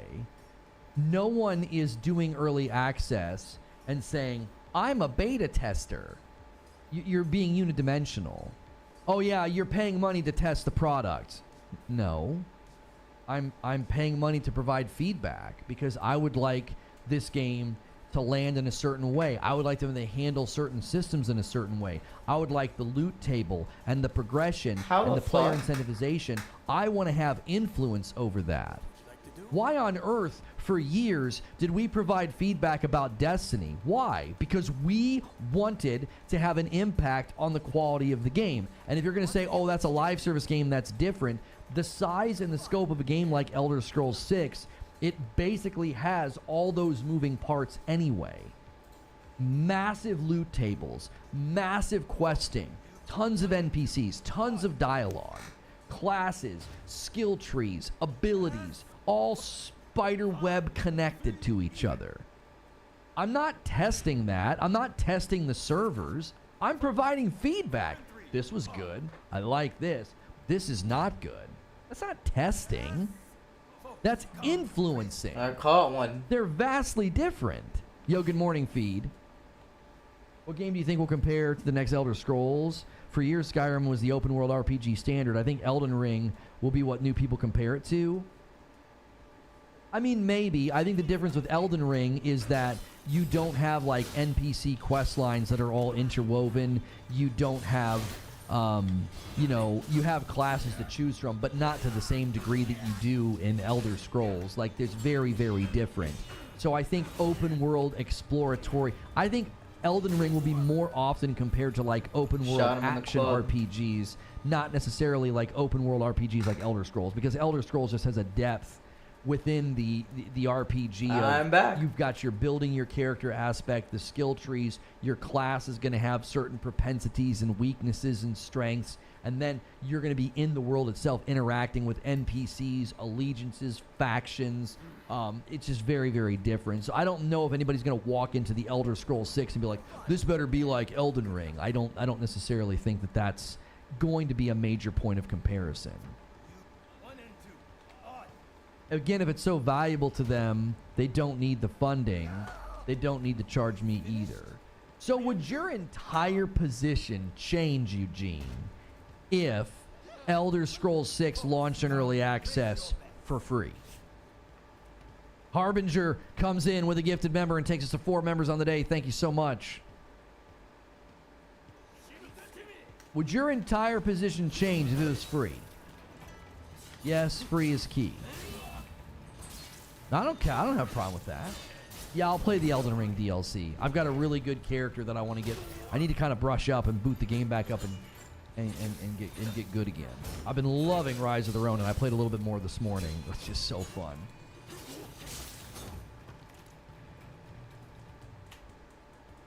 Okay, yes. So the entire thing that you're hung up on is that if they charge, $40, I don't want to reward for crappy products. But that's such a reframe. That's such a reframing of it.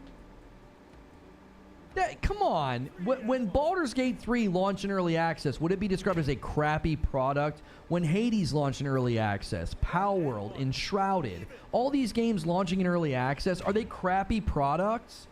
Or are they early versions of the product? Worst case scenario? Oh, I don't like legislating for worst case scenario because, listen, and here's why. Especially in this particular topic. Do you honestly think that the risk involved with early access, do you think they would heighten that risk by releasing a piece of crap? Like, think about the natural protection the consumer would have that, listen, man, early access is a pretty big risk. They're letting us see the product early. And if they release it and it's a piece of garbage, that's really going to slap them square in the eye. And even if that happens, the commitment is that we're going to be improving this over time. You bought an incomplete product. So you can come back to the game in 7 months and it could be a completely different game. And at least you knew what you were signing up for. You were signing up for early access. Studios with integrity are different. There are tons of companies that abuse early access. Sven says, you're buying into early access because you're betting on the game being good and you have faith that the game will be good. People shouldn't be buying early access simply to play early. Zubair says, I'm playing Shrouded right now. It's not crappy. It has bugs. It needs to be optimized. Some crap is not balanced. There will be changes. That's what I signed up for. Right. I agree with that. I think that's the key, is that you know what you're signing up for. When you know what you're signing up for, I think that's very different than what we've been dealing with. Nikki Wolf says, there's a newer generation of gamers that will 100% compare Elden Ring to Elder Scrolls 6.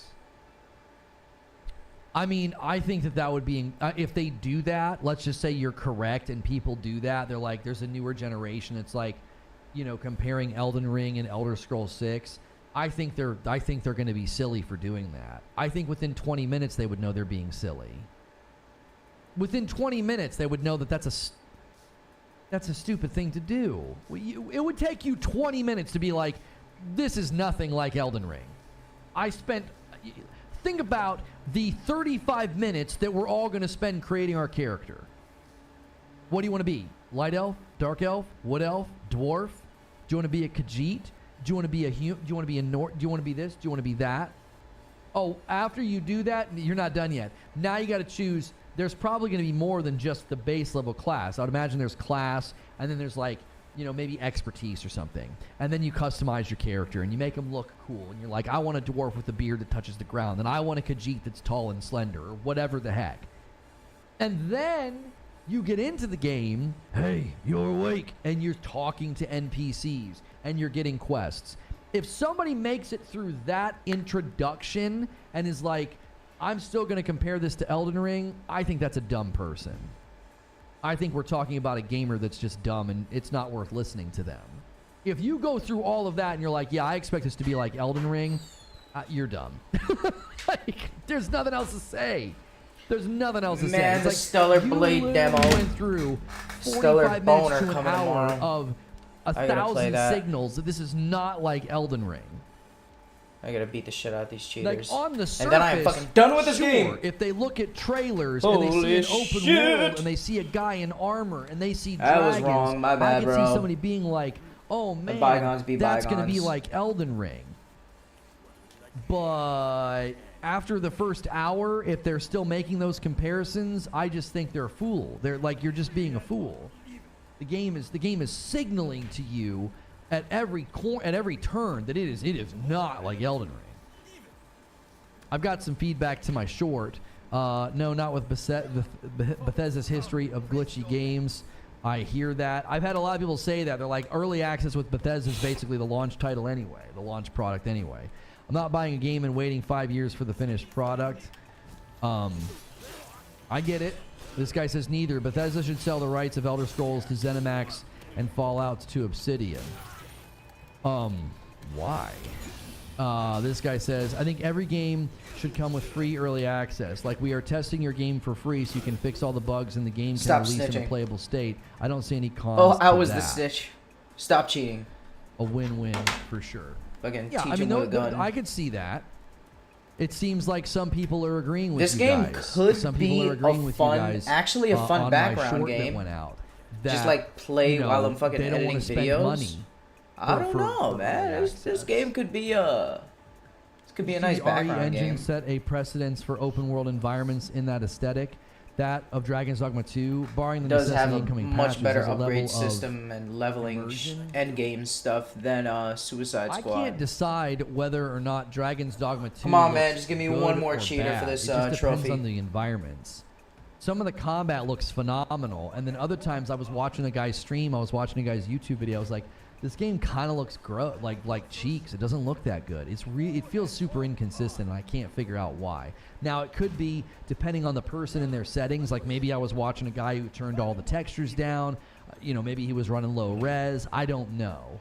I can't get a clear beat on the quality of that game. Whenever I see the combat, I get incredibly excited. One more. I'm like, oh my gosh. If they could get Dragon's Dogma 2 to run at 60 FPS on console, that game looks fantastic. And then other times I'm like, what's the matter with that game? Like, maybe it's the environments, maybe it's the lighting. Again, it could be people's settings on their PCs that are messing with, the gameplay that I'm seeing. So, I think Dragon's Dogma looks like a world-class game that is shrouded in microtransactions that are dumb and shouldn't be there, and they're not impactful, and they're not necessary. And it's also shrouded in, a bottleneck that makes it run pretty poor for a lot of people. So, it looks gorgeous when you crank the graphics. Yeah, I wonder if a lot of people are swing just them around. That's right, their graphics to try to get frame rate. Why the fuck would you swing him around instead of just critically him? You're only going to get so much of a bump from tanking your graphics. All right, man. Hit the same fuck you, bro. Dubear says, anybody else here playing Enshrouded? I know we have a console-heavy crowd. I mean, I threw this question out on Twitter. All bond missions and I all got a lot of different responses. Now, some people were being comedic, right? They were like, well, It's 51 out of 58. It's a Bethesda game. Yeah, I may do that right? after. It's a I'll Bethesda play game, this so offline they launch in while I'm early editing access videos. anyway. Save Okay. Soji Okita's life. Haha, that's funny. But here are some other responses that I got. Curious what you guys think about some of these responses. This guy says, probably, but they won't take feedback seriously, so it would be worthless. Now, this is what somebody else was saying earlier, like they wouldn't, I think it was Zubair that said this. The fear that they wouldn't take the feedback seriously. Right? Okay. I don't want to presume what they would do with the feedback. Being friends with the developers, they really don't want your guys' input on making games. They actually don't. Why can I still only talk to one dude? Let me just talk to everybody. Stuff Fuck from it. consumers.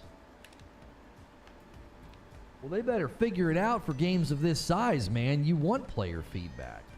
Somebody thought it was a trick question. Somebody said, well, maybe they could use it as a demo. You know, only play through a certain point. That's what early access... See, I wonder if that's the problem, that people hear early access and they think, here is all of Elder Scrolls 6 and it's in early access. That's not what it would be. It would be like the first area. It would be like the first act. And I wonder if we're having a misunderstanding. This game is so fucking confusing. Why not just give me a nice big long house I can explore and that's their and walk around They're myself like, and just put my allies and my pets around. I can interact and it's with just gonna them be in like a super like a little rough cat, state. Cat Baldur's station. Gate 3 launched. I could What was it? put It was the just like dog in the Act 1, backyard. wasn't it? I could just walk around. You didn't have the fucking full ass. game. You would launch a portion of the game. I said that with Diablo 4. Like, just you should have given people the first act and the skill trees, the loot tables. Don't even talk about the Paragon boards yet. You don't even need to do that. Figure out the skill trees first. Figure out the loot tables first. Baldur's Gate 3 early access was only Act 1 for 3 years. Brian says, why on earth do an early access program and then ignore the feedback? That sounds silly to proclaim that they would ignore. That's what I'm thinking. Like, if they got to a point where they decided this is the right choice for us, why would they then turn around and be like, yeah, but we're not going to take any of the feedback seriously. We know what we're doing. Okay. That sounds really foolish. That sounds exceptionally foolish to do, to basically admit that you want feedback from people, but then not take the feedback. Baldur's Gate 3 didn't have the full Act 1 either, so it wasn't even the full Act 1. Eugene says, I cannot accept that in cases where the companies don't need the funding. I'm curious, Ooh, Eugene. I finished if it was Rise of free, Ronin. would you play? Or would you just wait for 1.0? Like I'm Elder out. Scrolls 6, let's say they do early access and it's totally free. Would you play? Would you try it out? Or would you say, yeah, I don't want to... Let's see how long this took me. Fuck.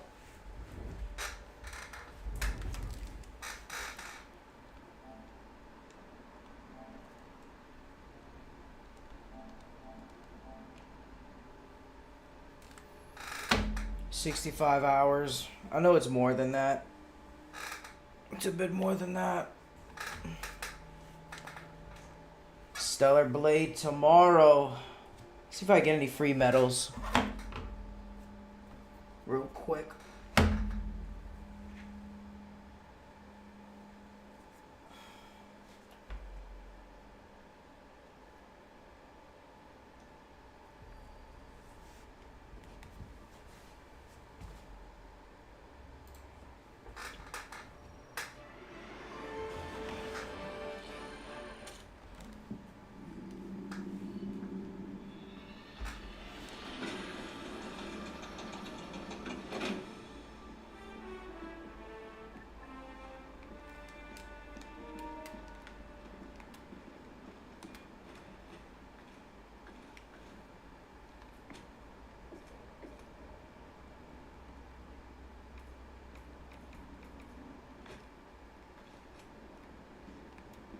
Let's see how the war table is looking.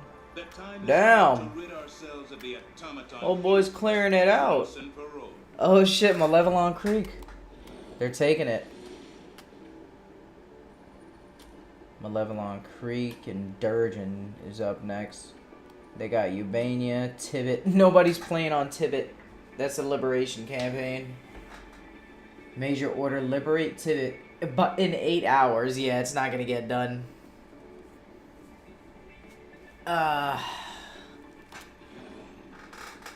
Helldivers active, 243,000. Goddamn. All the players are on the bug side. 60k. 160. Oh shit. Everybody's at the bots. Man, I can't wait to play again. They gotta fix this shit though. My fucking loadout's still resetting. And the crashes, disconnections still haven't gotten fixed. I'm not risking wasting more time. I can't. I've lost fucking too many bonus medals and purple samples.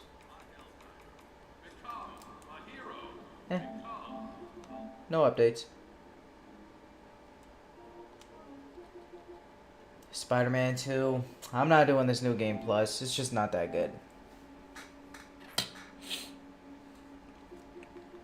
Stellar Boner we got for tomorrow. I don't ever play Rocket League. I don't know. What do we have on the PlayStation Store? Dawn Trail, top 10 games. New games. Let's see new games real quick. Rise of the Ronin, it could actually be a nice background game. That's surprising. Just sleeper. Outcast, A New Beginning. What type of game is this? Is this just like action adventure or just crafting? Or is it just action adventure or crafting and stuff?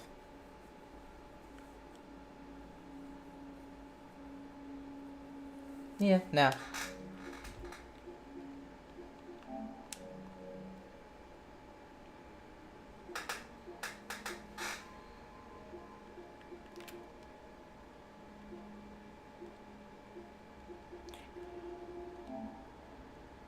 Yeah, Stellar Blade's the game for this month. I got a lot of time to edit my video on Rise of the Ronin.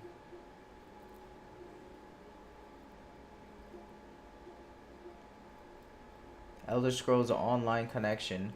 Wow. Bethesda putting in the most work for their games.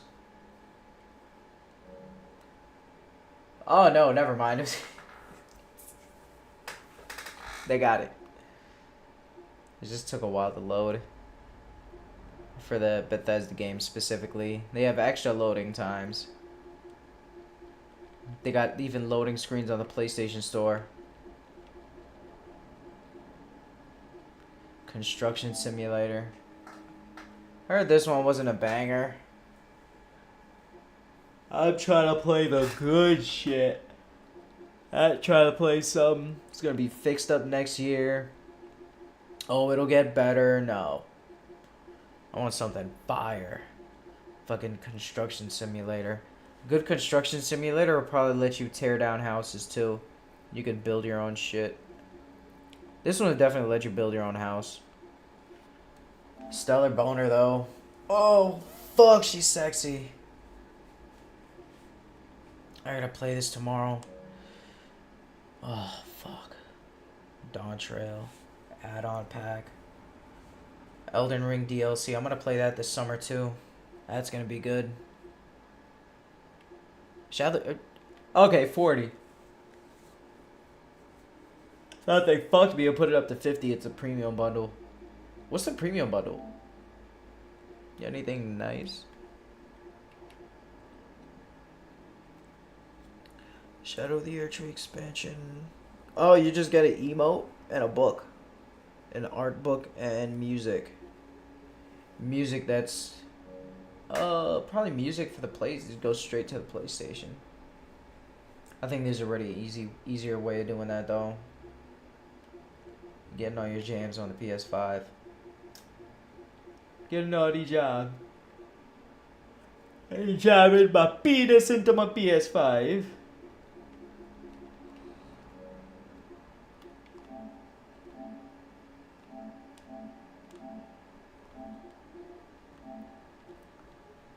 Kyborg looks good.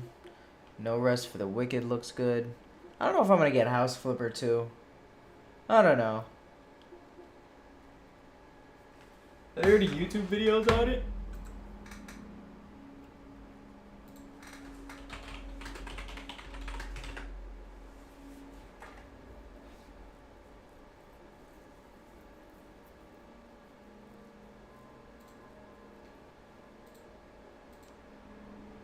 Stack them on top of each other, I guess. Oh, you could decorate shit and Three in the everything? corner. That's nice. That's Excellent. real nice. And go Oh, right he there. put a There we fucking go. This is PSP gonna be in there. pool balls or something, I bet.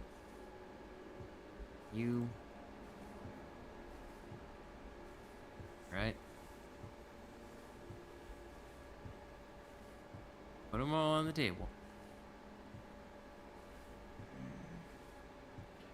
Okay. Looks like it's How many really more gonna left? fuck my thumb up though.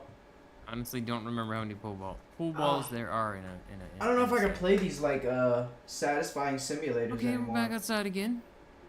Too much turning a thumbstick fucks my finger up. Get carpal tunnel.